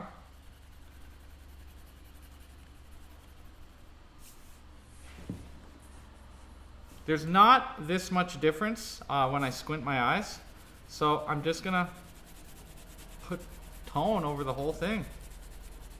Try to even it up. The smudger will help me out here too. Some people call these what, blending sticks? This one's a stump when it's made out of pulp. It's a stump. Like this stump. I'm not pressing very hard. I try not to score the paper as much as possible. I have found over time that I make too many mistakes doing that I can't reverse, because once you gouge that paper, it's kind of like digging a ditch. You have a scar in there. This is all dark. Okay. I have it light. Darks can be flatter. Plus, if we have time, we're going to, we're not even at our halftones yet, but if we have time, we're going to add more dark. Moving on down. There is kind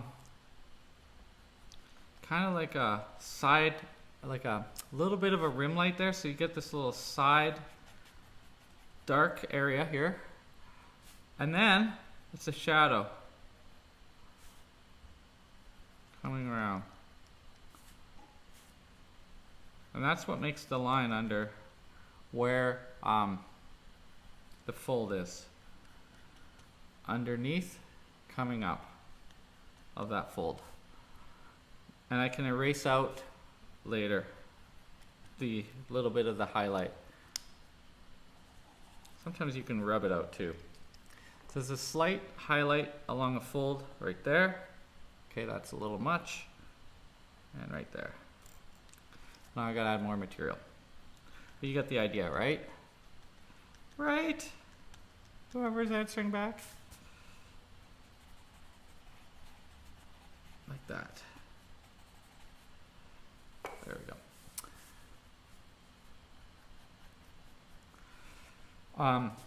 From inside the legs up, there's a gentle gradient. So by simply making a gradient, lighter, lighter, lighter, lighter, lighter, maybe I'll go a couple times, we kind of give that illusion. it's not this strong. We want to give that depth. Tapping rather than scrubbing, scrubbing rather than tapping.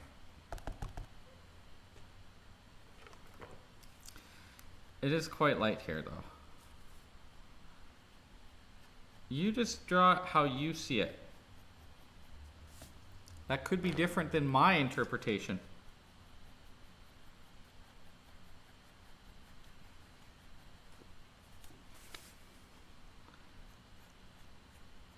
I'm going to make this under leg as dark as here to give myself more.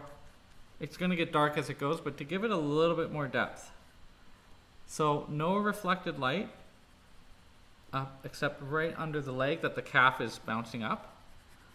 But we're going to go darker than it appears. It makes for a nice edge as well.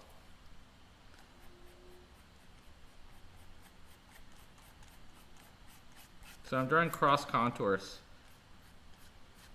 describing the roundness of the leg. A lot of materials being built up, and then I'll pull it with the stump.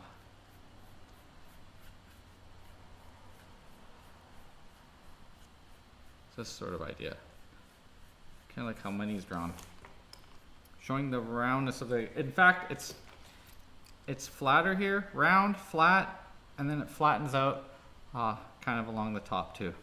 There's a little bit of value on this edge as it turns away. So slight.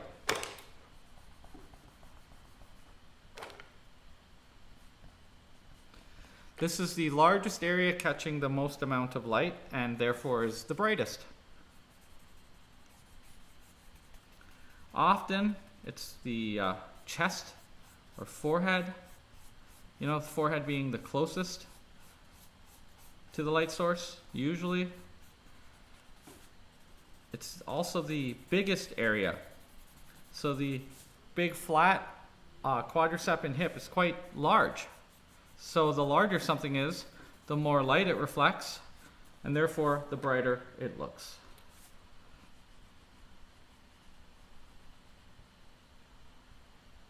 It's a wonder I'm still talking to myself here. These aren't exactly the things I think about when I'm drawing. I'm just sort of answering the questions, the rationale, I guess, behind some of these moves. I'm not thinking that that's what I'm going to do or why. I think that would slow me down. When you're judging your work, maybe that language would come up more in your head. Why am I doing this? What doesn't look right? How do I solve this visual riddle?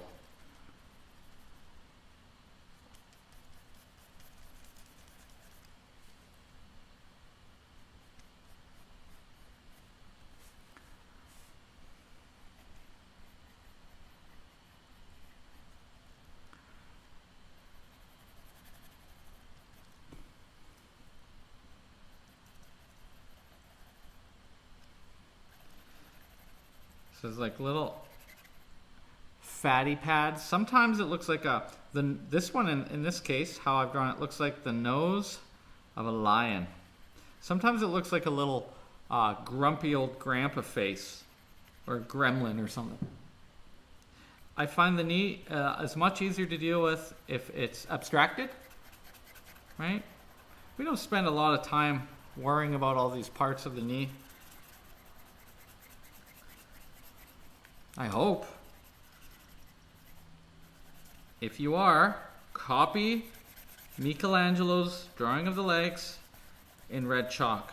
They are the best. Soften it out.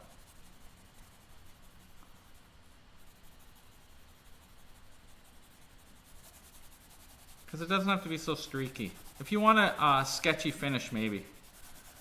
We'll see what we get. The end here might be kind of sketchy. I think we're doing pretty good on time still in terms of the look that I'm after for this amount of time. It's going to be shrunken and put on Instagram anyhow, so I don't really care. It's not, this is cheap paper. I want to make a drawing good enough to not embarrass myself, but at the same time, it's just practice. These aren't the ones we're going to hang in the Louvre one day. Maybe. I don't know. I just noticed that in the last 3 years, I can see improvement. And that's all that really matters in anything, you know, like if you're still playing guitar and you still suck after all that time. If I played guitar as much as I drew, I would not suck. It's just practice. It's a skill like anything else that you have to develop. And if you're not developing it and you're resting in your laurels, I mean, it's fine. If you're the best one in the room, I guess, you're in the wrong room, right?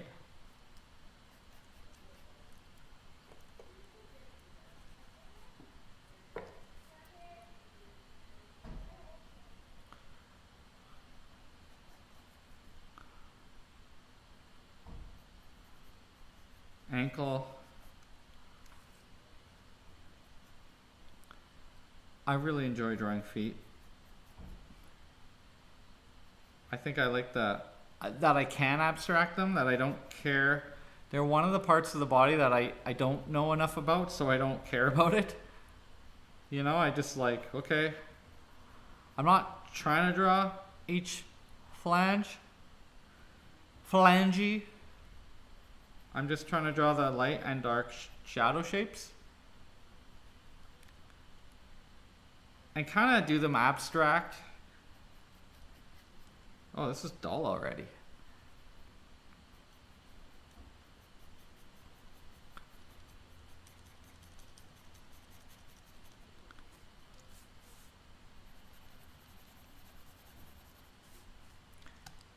It's okay.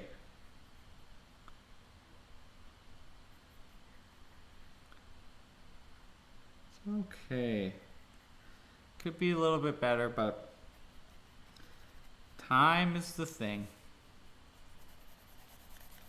They're in shadow.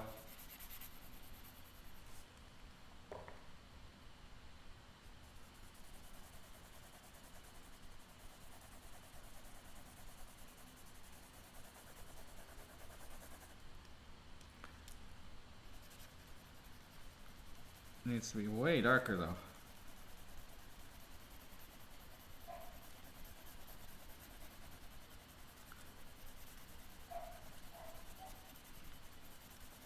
This might be where the drawing kind of breaks apart. It gets sketchy.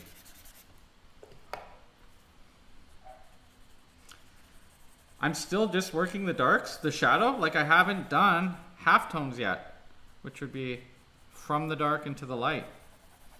That's where the most form lives. It's not the shadows.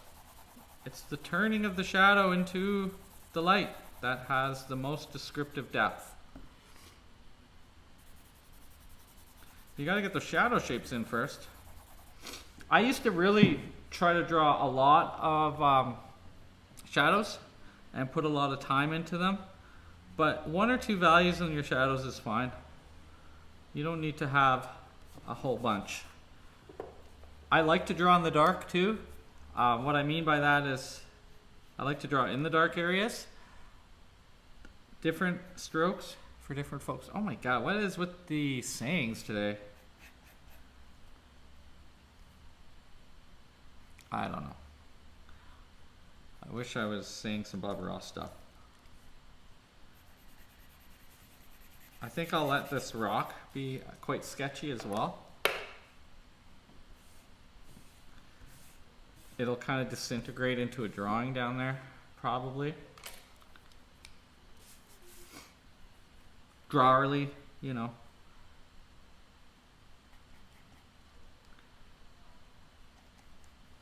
if all is right, and I drew these shapes pretty good too, these smaller shapes, you can get them a little bit off, a little bit wrong, and it won't matter. It'll still describe that foot. So I'm looking now at the cast shadow that falls from this top foot. Oh geez, I'll move this up. Down the toe, up, describing the phalange of the bigger toe, second toe. Some people, the second toe is the bigger toe. They call that Greek, and often in these sculptures, they have sculpted them that way. I don't think the Greeks had toes like that. I've had a couple girlfriends that were Greek. Actually, come to think of it, they did have longer second toes. But that's not totally true. Anyhow, just be observant of it. Goes up the other phalange. Okay. I mean, that looks like a foot to me.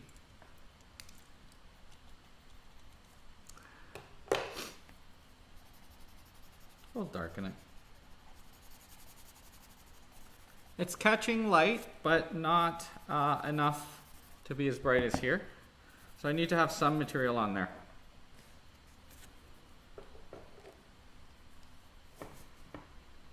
Because I'm working at a weird angle too, I might actually be elongating things. I hope not. Because at the end we will compare it to the original.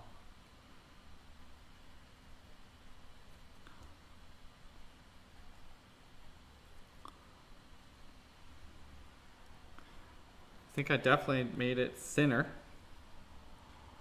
as I went. I'm not quite meeting up to that line. What was that saying again? Ah, shit happens. It's just a drawing, right? It's not the end of the world. That's, you know, finding out from having to go close the school how unessential I am puts things into perspective. For sure. Art is not, it can change the world, for sure. I'm not gonna deny that. Don't want to take the joy out of it though.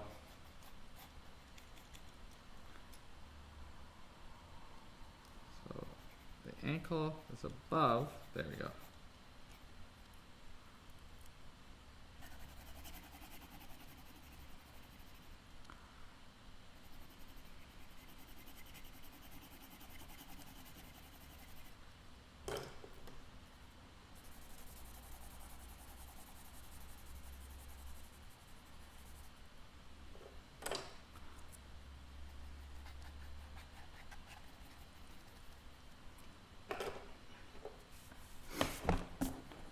I think that's good for down there. 3 minutes.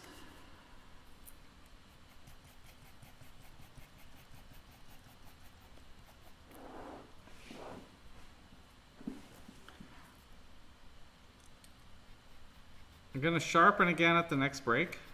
Probably resharpen a new pencil, the one that broke, just to give myself a little more tip. You know what, I never noticed? Right here, there's a little diagonal line. It's the belly button.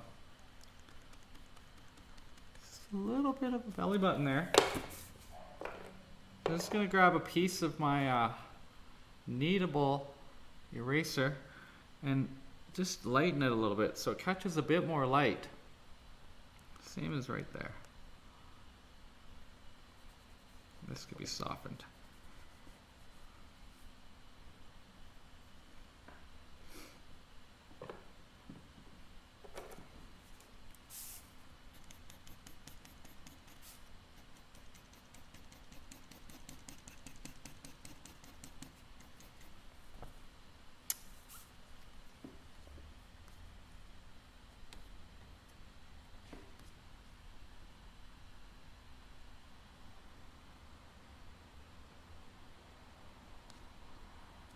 Hey guys, making some comments.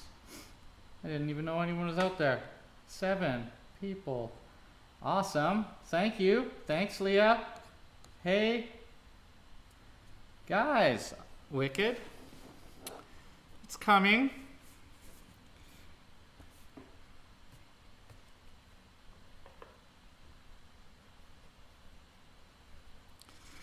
I don't even have Wolf's Carbon ready here. So this is the hair. Could put some more shapes in it. Man, it is beautifully carved. And same as they've got these leaves coming up. Of course, we're not going to have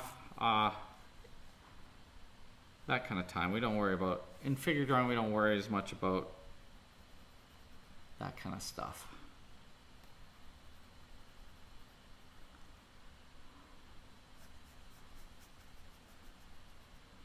It can be done at the break, or my good friend Keith always says, breaks are for backgrounds. So if we were taking normal breaks, not the ones in 5 seconds, we could draw our backgrounds in. Okay, take a little fiver. So we have 2 more drawing sessions. I'm pretty happy with how far this has come already. But with 2 more sessions and a sharpened pencil, who knows what we can accomplish. Definitely need to get some more halftones in there. Some lights. And increasing the darks.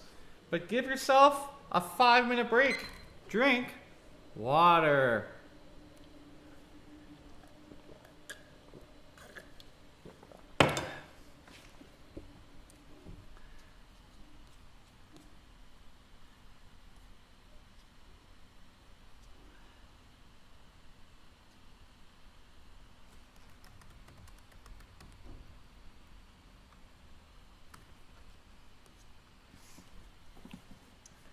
Maybe wash your hands.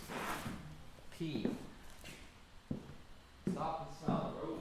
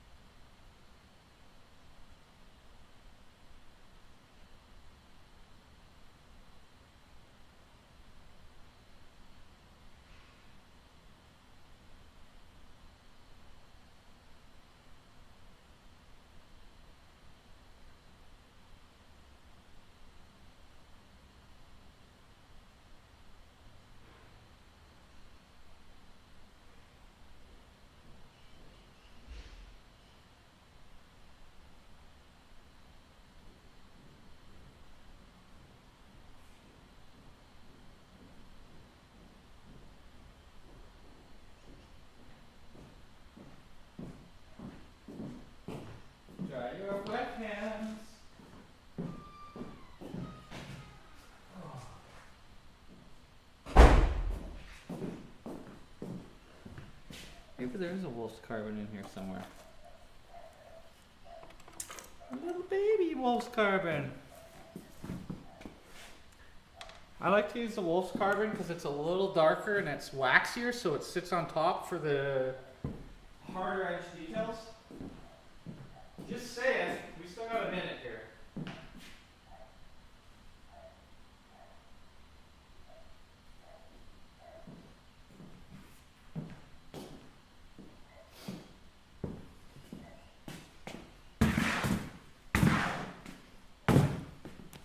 Oh, my hands aren't too wet. 1 minute, guys and gals and pearls and burls and mangoes and spaghetti sauce. I don't know who's listening, but it sounds like a crazy man. I'm a little more chill this week. I have less to talk about. More sharpening. And how is Keith? I wonder. I don't see anybody anymore.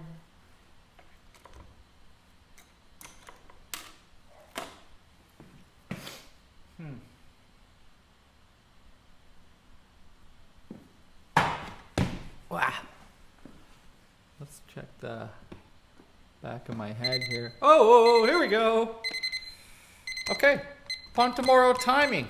25 minutes of focus. This is still training for long pose. So, in terms of time management, get inspiration, find your focus. What is interesting? What can you fix? Don't give up yet. We still have an hour.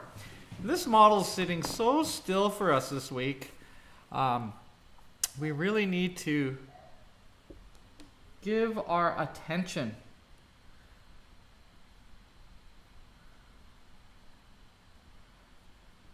I am just gonna zoom in the model that's up on my screen. You guys will see it later when I do the turnaround. Just need a little bit more detail. I am going to, because I still want to get the lights probably in the next session, I am going to use this tiny little baby's wolf's carbon, and I'm going to intensify my core shadows with it, but with a crosshatch technique. I want it to have some texture now and look a little bit drawerly. Kind of the classical method. This is like maybe more, oh, sorry about the head there, guys. Like the Russian school, maybe. Or North American kind of comic booky, just intensifying cores.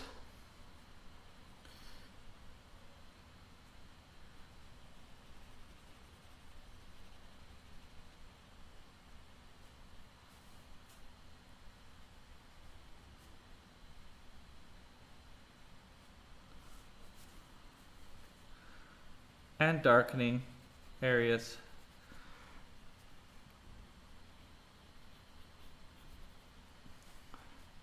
Normally I would do all the hair core shadows here, but I think I'm just going to leave it. I am going to slightly erase out the fold. It's a little brighter than it should be. So I'll just rub my finger over it. And then to make something look brighter, you put a dark beside it. So I'm just going to darken beside the hair a little bit. And that will make it not as bright as a light, but read as lighter in the darks. I did kind of call it in on these fingers, meaning I was a little bit lazy. And I'm going to stay a little bit lazy just based off the timing here. But as you can see, I went back to the top and I'm going to work my way. Ah, there goes my eraser. That's why I have more than one. Work my way down.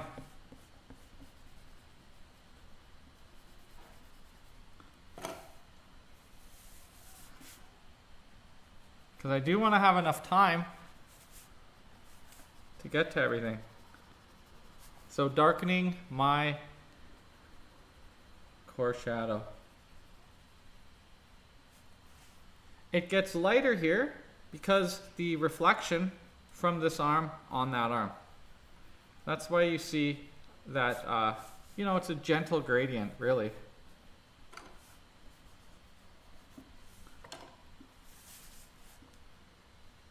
So I'm squinting my eyes as I do this.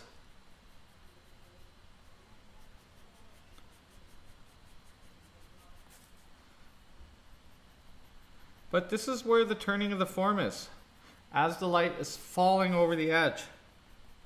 So by intensifying it, by darkening it, darker than you see it, you have a lot more lateral movement for that illusion of light.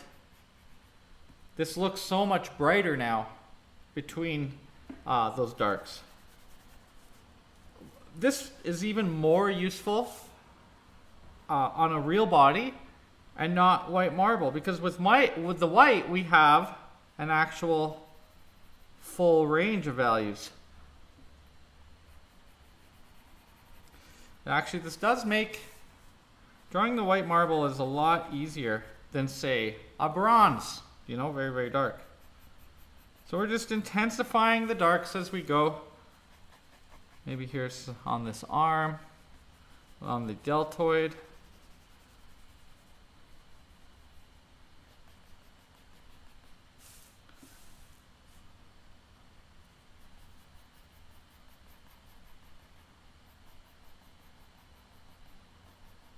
A little cross hatching there. I am going to add a little bit of rim light on this side. Now in the reference, or where you might be, you would see that as a light, but I still have the outline there. That's what flattens out a drawing. It's okay for what we're doing here. But you could put a dark background on yours. You could smudge some charcoal across. That would look really nice.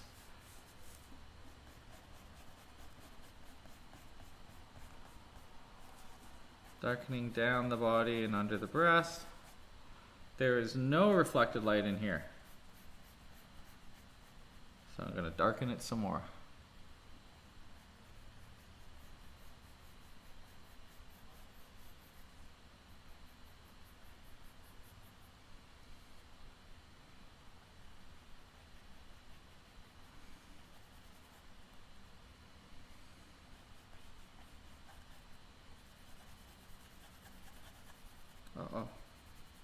What's that? There's a mistake on my page. A dot.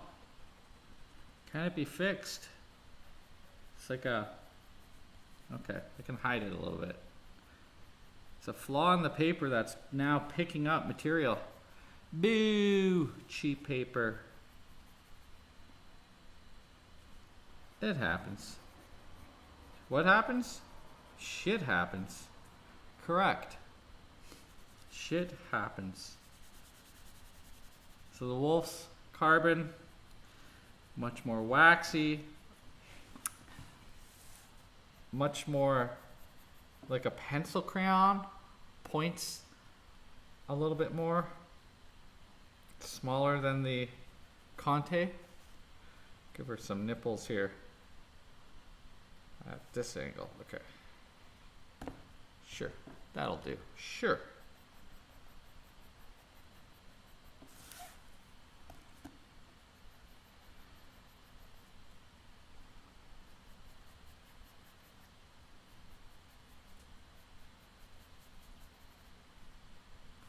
Squinting my eyes, making sure that I'm keeping the relative values.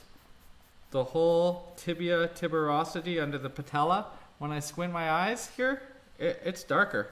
I don't know why it got so light there. Probably just from rubbing over it.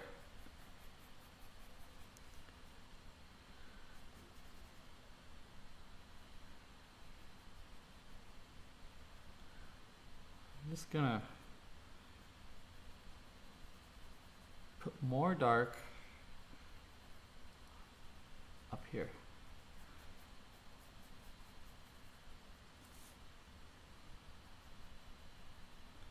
can push the range a little bit more.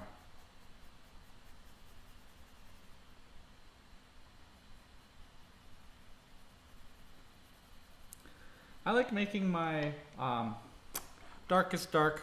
I see some black in the reference, but going a little bit darker. We can't make the paper brighter. We can't make it lighter, but we can make our darks darker. And that helps us get more of a range.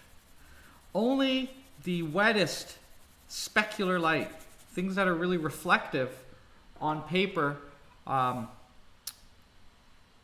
bring this in a little more, would be the pure white of the paper. So for the most part, you'd be dealing with no marks on the paper for those areas. Like very few areas though. I would say, you know, up to 10 or 15%. It's a very small amount excluding all around here. I mean, and that's just a general rule. Don't hold me to it.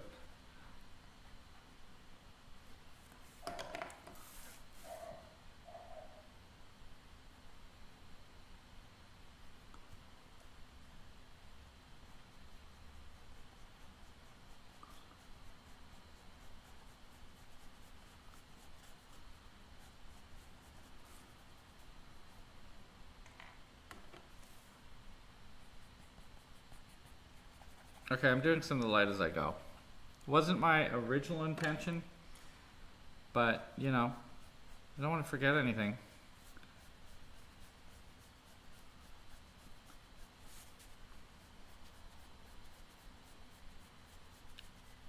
So if you come across something, often I say when you find something wrong, rather than leave it, because what's wrong over here might affect what's going on over there, you know? And sometimes when you leave something and it's not working, it ends up being like, you know, if you don't make your bed in the morning, it ends up starting to become a real hassle, and you might just avoid it, or you might be like, you know, a contemporary artist and just forego it and be like, you know what, my ideas are so strong I don't actually need to have a skill. Work on the skill. Don't avoid drawing these hands. It drives me crazy. Let's increase some of the leg shadow here.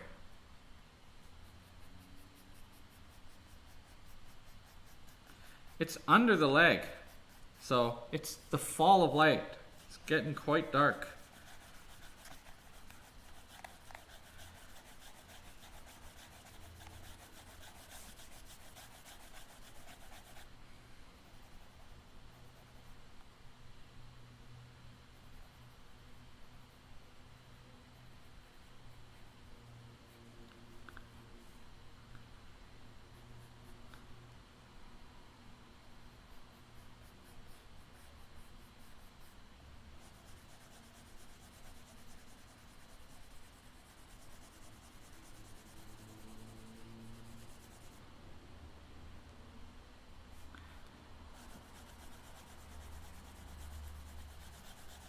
Okay, I'm gonna, oh man, sorry. Are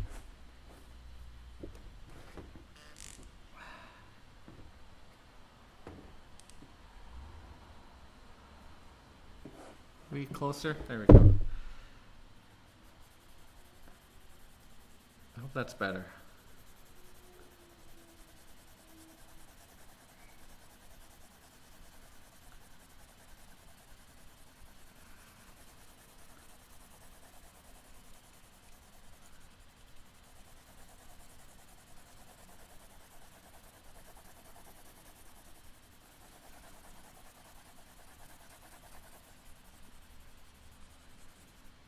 What's great is there's still plenty of time.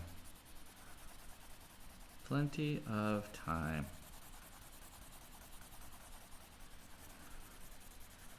I could draw a little bit more of the rocks, which might be nice. I gotta choose my battles though, because it's not forever time. I don't want to be here all night. Takes a while to ride my bike in the morning, so I could stay here for, oh, charcoal. Okay, well, I'm glad I switched here. Switch to charcoal. It's going on here quite nice. Because it's just really sharp. 6B charcoal. Gonna darken underneath this knee a little bit more. It's actually, all that charcoal's not gonna stay on here. It will float off when I blow it. Let's work this ankle a little bit. Ankle. Oh, that's where the ankle should be. Should be lower than that one.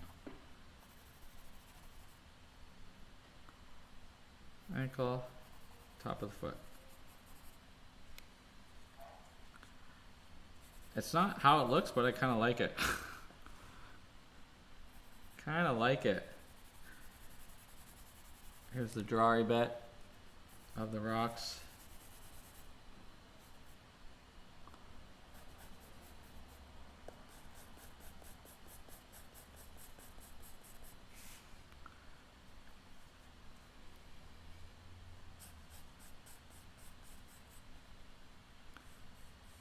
Oh yeah, I definitely gotta draw that peach.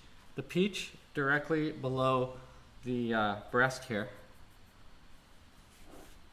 Because it's part of the story. Last week with the Hercules, it was the lion cloak. The peach is a good example too. If you look carefully, there's a cast shadow underneath the peach, a reflected light, the core shadow, and then the halftone, highlight, and then center light up here.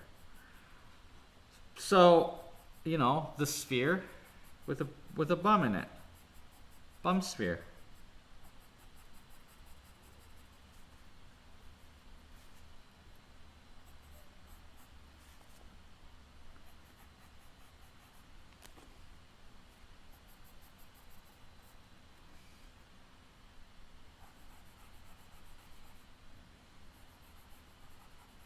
But is important to our story. So we got to make sure we get that in there. Otherwise it's not Eve at all. It's just a chick on a tree. I do love the French style though. I know it's a little bit fantasy, dreamy, and in this day and age you could call it exploitive, but it's romantic, and I think it's mystical, you know, like it's got this mythology to it that I find is fitting for the aesthetic that I'm going after. That dreamy quality, certain soft ambiguity to it.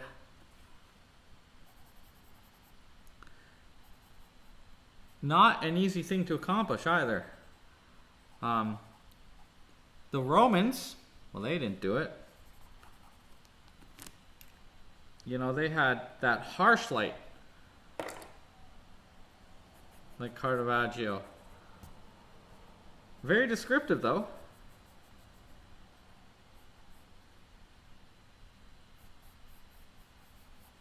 Okay. Maybe that's a little too much time on a peach.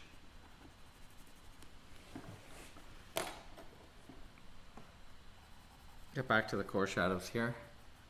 On the foot.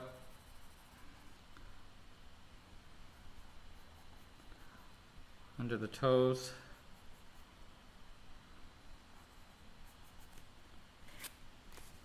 I got 7 more minutes to pop some more things out. I find here, this area is very annoying to me.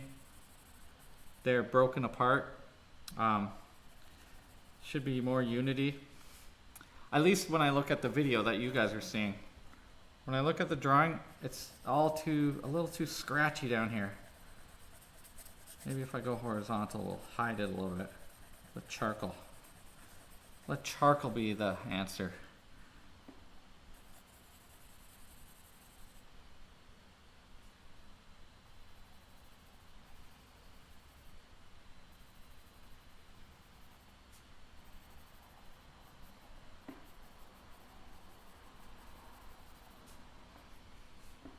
the more fleeting answer, but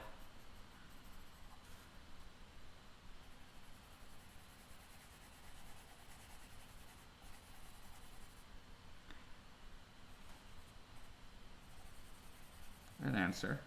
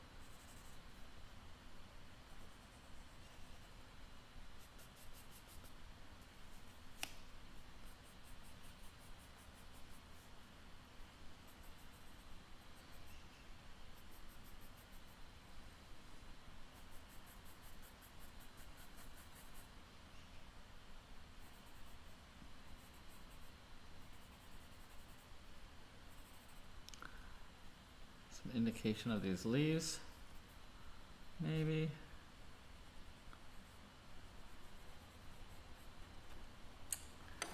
Erase this back out.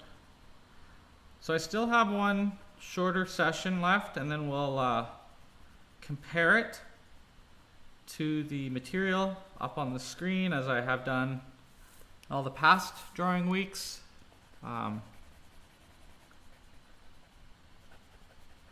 We'll see how I did. Of course, there'll be things after which I wish I'd changed, or as soon as I post it to Instagram, I'll be like, oh my God. But you know what? If you don't do it in the moment and you're too afraid to share where you are, this is the thing about art, is like, you can't lie about what you've accomplished. It's there for everyone to see, you know? And a lot of artists, that's where they get insecure. They don't want critique. I don't know how you're supposed to get better if you just keep lying to yourself. And that's why too, when people are like, I don't know how to talk about art, I don't know what to say, and they get all nervous, but they can see stuff. They watch movies, like they know what's going on. It's a little bit harder to get your family to tell you what they think. It's nice when we have these events. It's good to sleep on it too. 3:33.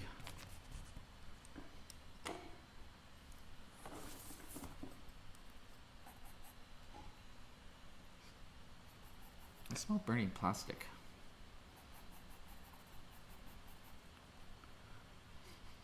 Who is burning plastic?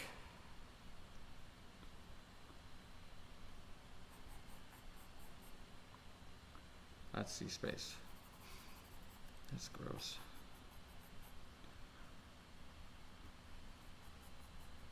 Being that I am the mayor of C-Space, I'm gonna check that out at the break. Sorry. I need to know what is going on here.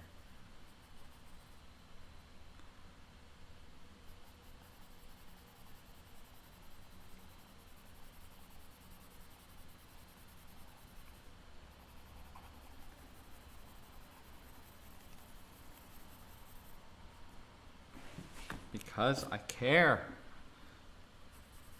Oopsies. So I put my hand down, that was a mistake. At this point, you gotta be a little more studious with your mark making. Putting your hand down just wherever, whew, that can ruin things. For sure.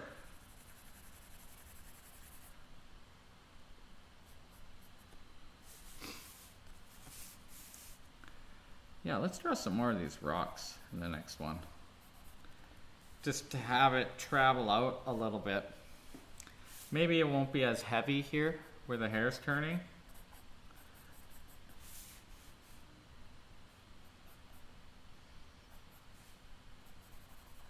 We'll just block in some of these shapes.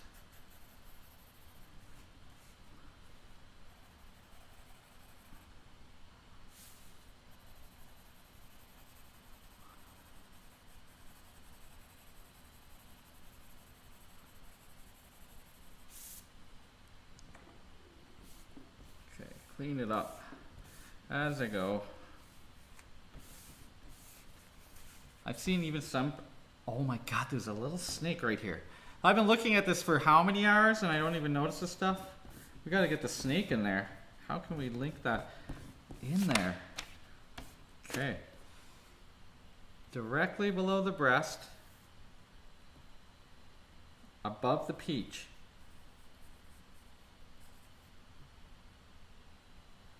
Is the snake.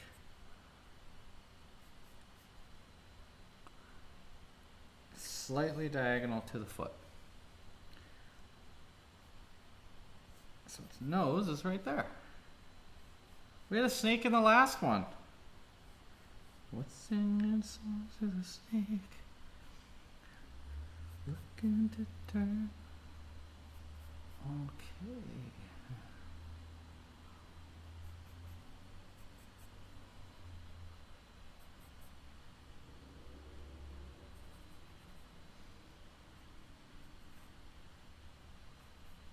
Oh, that's gonna be great. Oh, but we have to now take a break. It's getting a little sketchy down at the bottom. Let's take 3, 4, 5. So the next session, I'll draw for about 15 minutes, maybe a little bit more. We'll sign this bad boy up and then put it on the screen beside each other and see how I have done. I hope this audio's good. Got a fancy mic here.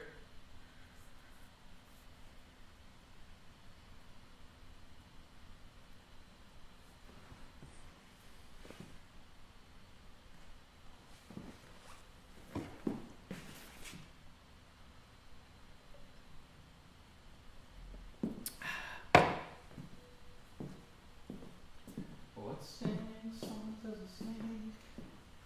Looking to turn you alive.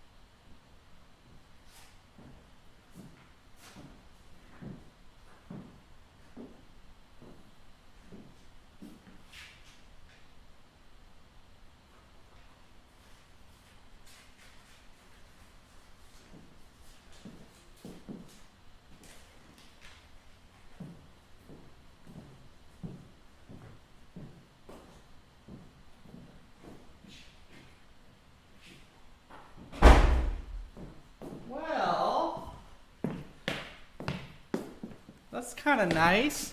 I just went and checked the mail. I guess I should probably like block out. You can know my address. If you want to send mail to me. Suite 410, 1721, 29th Ave Southwest. Really nice writing. I stuck the key and opened it. See if it was appropriate. And it says, thank you. Oh my God. Really appreciate your time yesterday. Your ideas, insights, and advice were tremendous. Oh my God. This guy writes like a doctor. Thank you so much for taking the time to meet and share with me. Here's to a speedy reopening, Dave. Well, that was nice. Dave was someone who took a class at Swinton's years ago, just a sampler, and had contacted me out of the blue. That's really sweet. That he even sent me stamped mail, you know? And I had a social distance, one-on-one meeting with him, made some coffee. It was really nice. And get a little thank you card. That's very thoughtful. So, we're going to get back into it, guys. The light is so beautiful in the studio. It's a shame that you can't be here right now. But you know what? It's so full in here. I've got painting panels all over the floor. And then the setup for the videos takes up a lot of room. But no room for you. But I'm starting to get this down. Not just the drawing part. I'm taking photos right now so I can put them on Instagram of the setup. And also the beautiful light. So continue your break just for another minute. Picking up my eraser. I'll be back in a second. Let's see. Man. I feel like I can already tell that the light is going away. Each night, the light is up less late.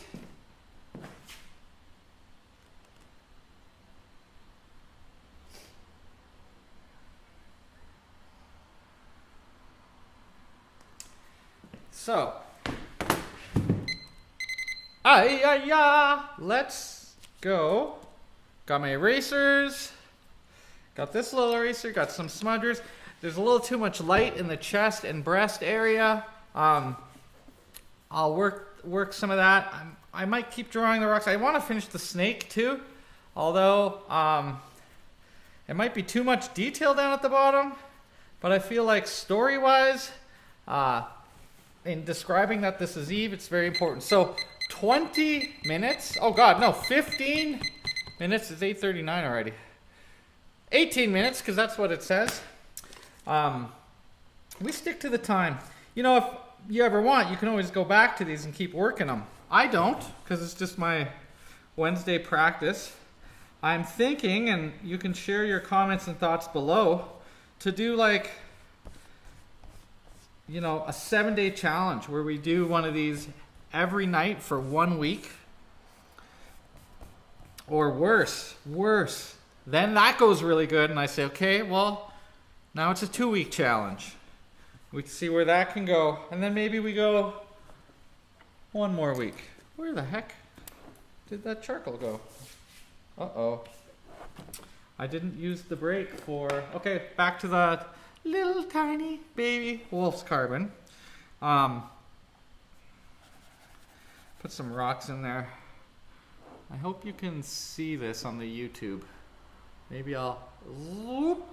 Wait, did that work? Oh God. Okay, there's my little snake. Those feet don't look half bad, actually. And this weird ass peach I drew. Let's soften it out. Okay, where's the snake? So, it's like a nostril. This is definitely less tonal drawing, and I'm just drawing it in now. Just because of time. We are running out of it. I always love the end of a drawing. It's like, oh, thank God. That's almost over. It's more of a focus thing too. Like, how long can you read for? I need to take a break and eat or do something else sometimes. I like to split the day up into drawing and painting. So normally I would wake up and draw. That's how my classes are structured here at the atelier as well. And then you draw for 2.5, 3 hours, same length as this session. The first part, if you're a student, is you get the demos. And then you have working time. And then after that, after lunch, you go eat for an hour, you socialize, and then you get a chance to paint. So you're all warmed up. I mean, there's lots of arguments that drawing isn't painting or painting is drawing, whatever. I just find that if I draw first, my painting is much, much better rather than doing it the other way around. So, you know, even sketching, sorry, getting a little distracted here. I'm holding up the table and balancing it, and it's taking some of my mental power from me. That doesn't look like a snake right now.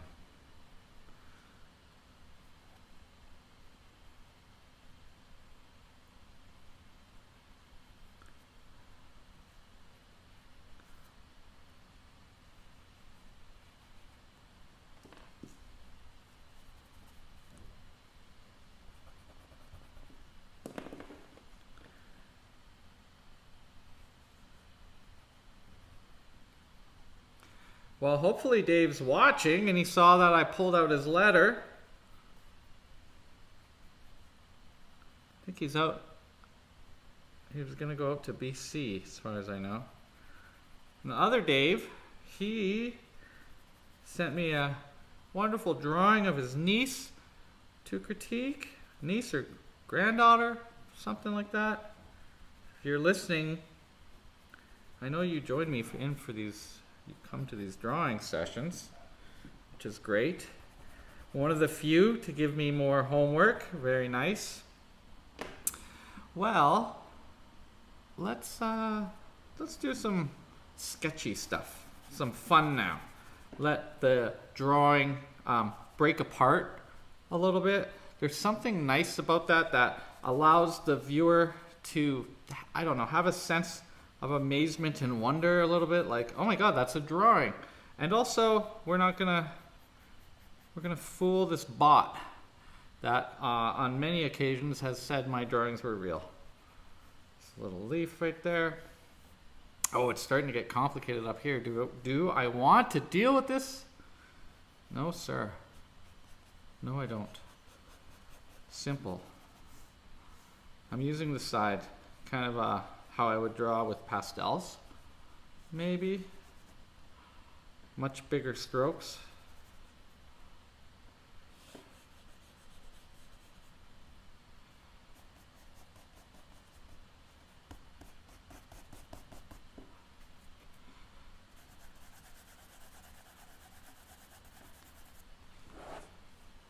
I don't know if I like it.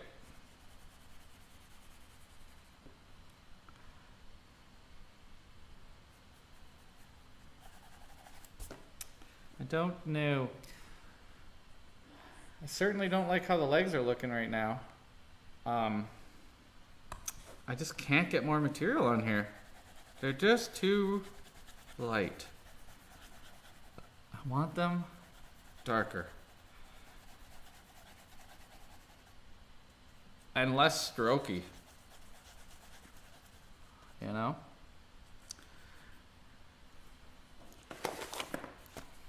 This is not Dave's envelope. This is just a random envelope from years ago. I know because you guys, right away you saw this envelope, you're like, God, what art store can I buy one of those from? You probably have one laying around. Oh. So I gotta leave a little bit of reflected light in here. Let's not go too light. Okay, that's too light, but, towards the butt, we go.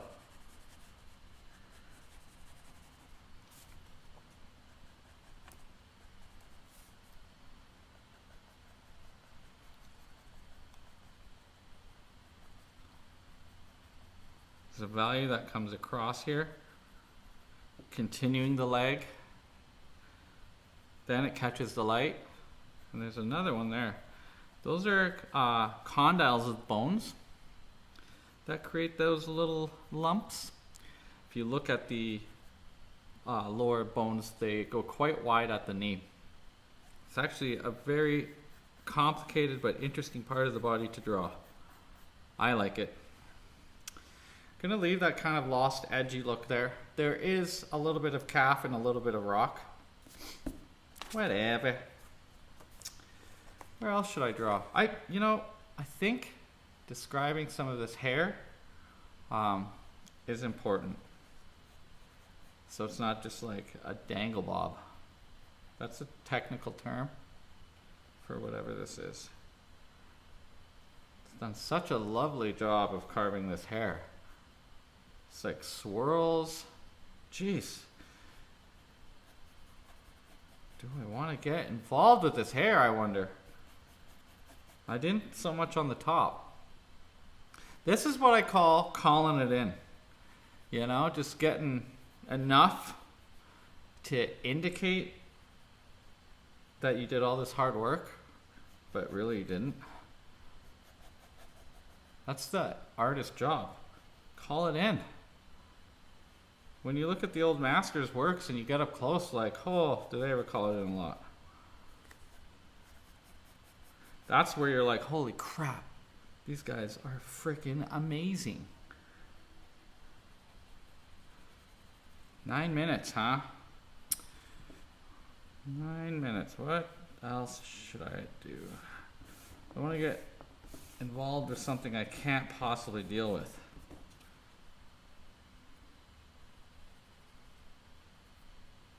Like this snake. It looks terrible.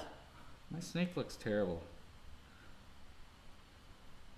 But I'll sign it somewhere down there, so it'll be distracted from that point.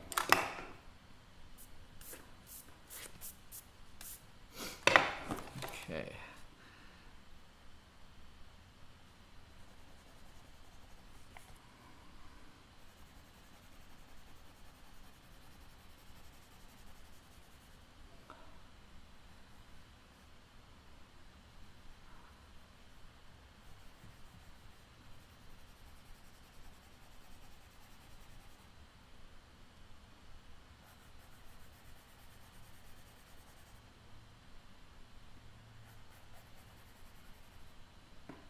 You know what? Should probably soften this first before I make any decisions. Oh yeah, the breast was too bright. Okay, now it's a race. Now it's a race. Right, snake?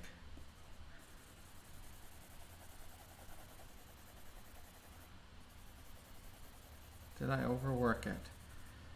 That's the other thing, like, you gotta know when to stop. You gotta know when to hold them, know when to walk away, know when to run. I saw some stupid video on YouTube trying to claim that that was the music industry's conspiracy of making a deal with the devil. Really took the wind out of my love for Kenny Rogers.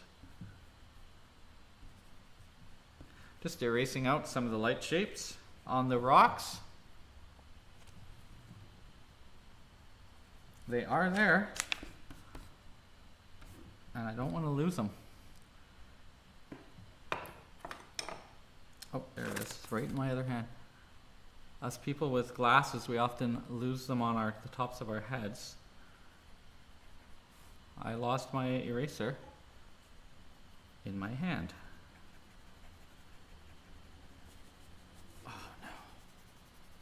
That's what I'm talking about. Don't get involved with those things.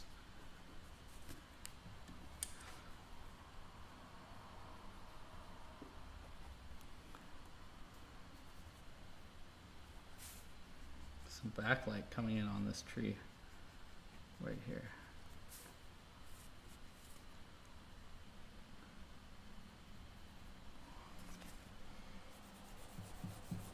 I'm just trying to unify the dark on the chest a little bit more. The values are too far apart. So they're dark, but you don't want to have such a huge range. If you squint, they unify together a lot more than what I had. That's often been my biggest problem with drawings, is having the darks too dark or too, like this is too bright. It's okay because that's kind of the goal for that area, but in here we don't want that.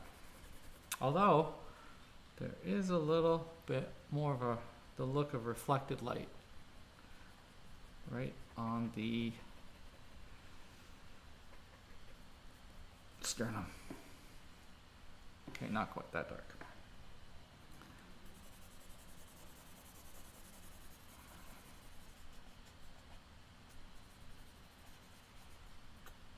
Okay, cleanup time. Oh, there's still 5 minutes left. Cool. I feel like I have forever. So, maybe. No, that's the light. Thinking about putting a little bit of an indication line here.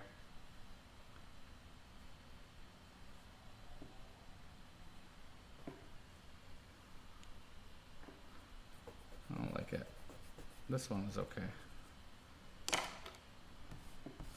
I could definitely put some more lines in, lighten up this arm a little bit.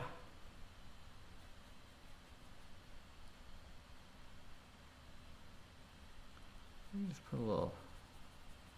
I'm touching so lightly here. We're starting to get very subtle. I don't know how this looks on camera. I'm on all automatic settings, so it is what it is.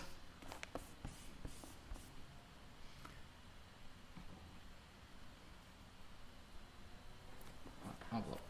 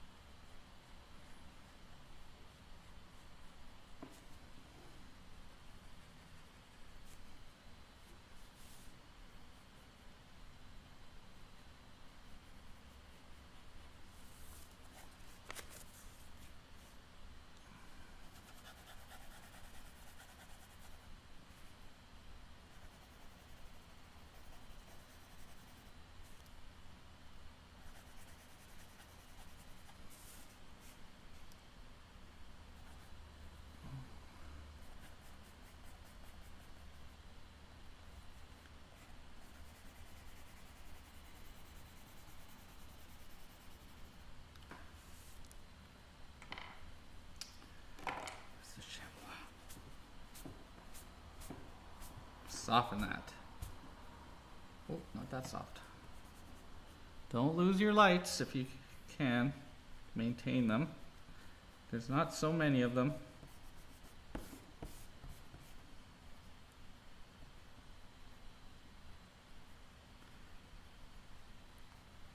Or simplify them if you need to.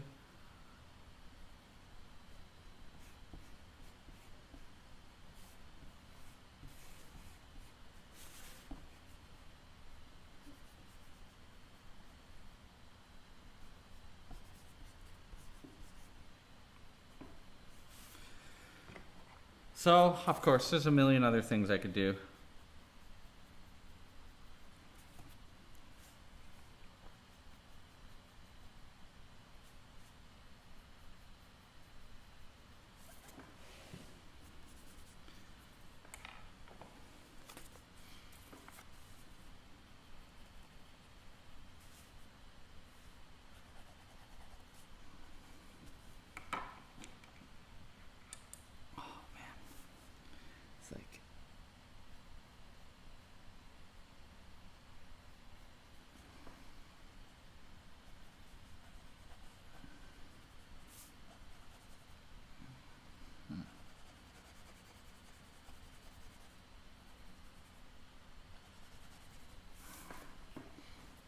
Tone this down a little bit. It's got a little too bright in there.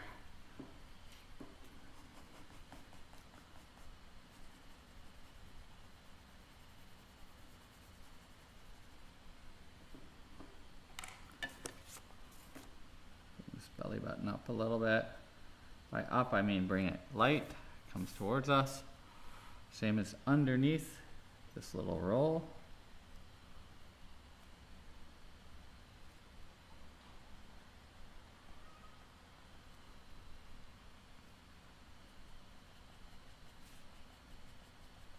I love this eraser. This is the one that I get really upset when I can't find it. You can't buy them anymore though. You can buy something similar. And also intensify besides the cast shadow. A little reflected light.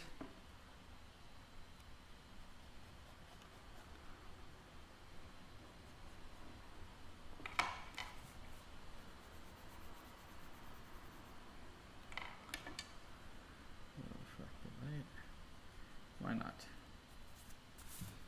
Okay. I think Bunny is out of time, but sign it. Where the heck? By the snake.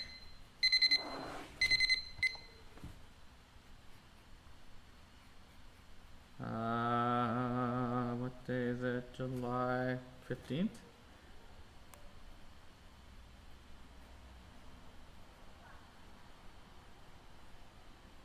I'm gonna add a tongue to that snake. Add a tongue to it. You see that? Is that focusing? There we go. There you go. Kind of the ender. I added this little. You can see the size of my hand. Like it's small. I'm not signing big. I might have gone to ACAD, but that's not how I roll. So I'm just gonna pull out. That's what she said. And then I'm going to tilt the camera now towards the screen, and we can contrast and compare, and you can see what I'm looking at in terms of how crazy it is to draw from here. Okay, it's coming. I promise, ladies and gents. There's so many windows on the screen. I think I got to shrink this down for it to be relative size.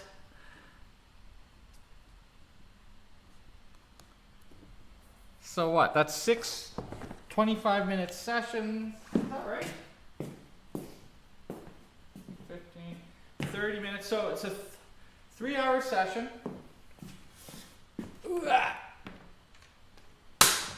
Yep, that's the camera. Whoa! Sorry, it just takes a second. Touch shuttle. What does that say? Did you guys see that? Okay. Hope that's good enough. Oh, shit. Okay. Oh, guys. I hope I didn't lose you. We're still on screen. I'm sorry it's not perfectly straight. It is what it is. Here is my camera catching software, EOS 8D, sucking through the cable, tricking it into live mode. This is the live mode screen. Then what I'm doing is a window capture into this software down here called OBS, Open Broadcasting System, which is free in case you're interested. I mean, look at all the repetition here. Then I put the streaming information into this piece of software, and this piece of software sends the streaming information to an invisible code. This is the YouTube. Some of you guys have commented. There's so many windows here. Let me just move that so you can see. Heaven Desjardins, hello! So that's the little comment window, and then that's pretty cool. This is a delay, so watch, I put my arm down. I think it's like 20 seconds. So here is where it's framed, and it might be different than all of these, but this right here is my resource material. So I will make it fit the screen. I don't know if it's the exact size. I do work pretty close to that size. I mean, I just opened the window to this. If I move it fast, actually, let me just take this sheet off and put it right over top. I'm, over the years getting fairly accurate. You saw I don't ever trace. But for me, this was how I did it. This is how I figured out. So I line up the head, the elbow, the foot. I might have to Maybe my hip is farther out. You know, and this might not be the perfect size, but this is how you can check. I mean, even my hairline's up, right? Pretty good. This is just how big I just opened the window. Maybe it needs to be shrunk a little bit more. You could turn out the lights, put it on your smart TV, and look at where you're distorting. Maybe my little shape is too fat. You know, that negative space. So the other thing that you can do is use the software to make it lighter or darker. I'm using my eyes just by squinting. I also have a lot of light in here and the light changing outside, but I mean, I don't hate it. My peach is much bigger, that's for sure. But this gives you an idea of what I was looking at, what you can get on my website. Every week I'm putting up a new one. That's atelierartista.com. Yes, being smart to plug this week.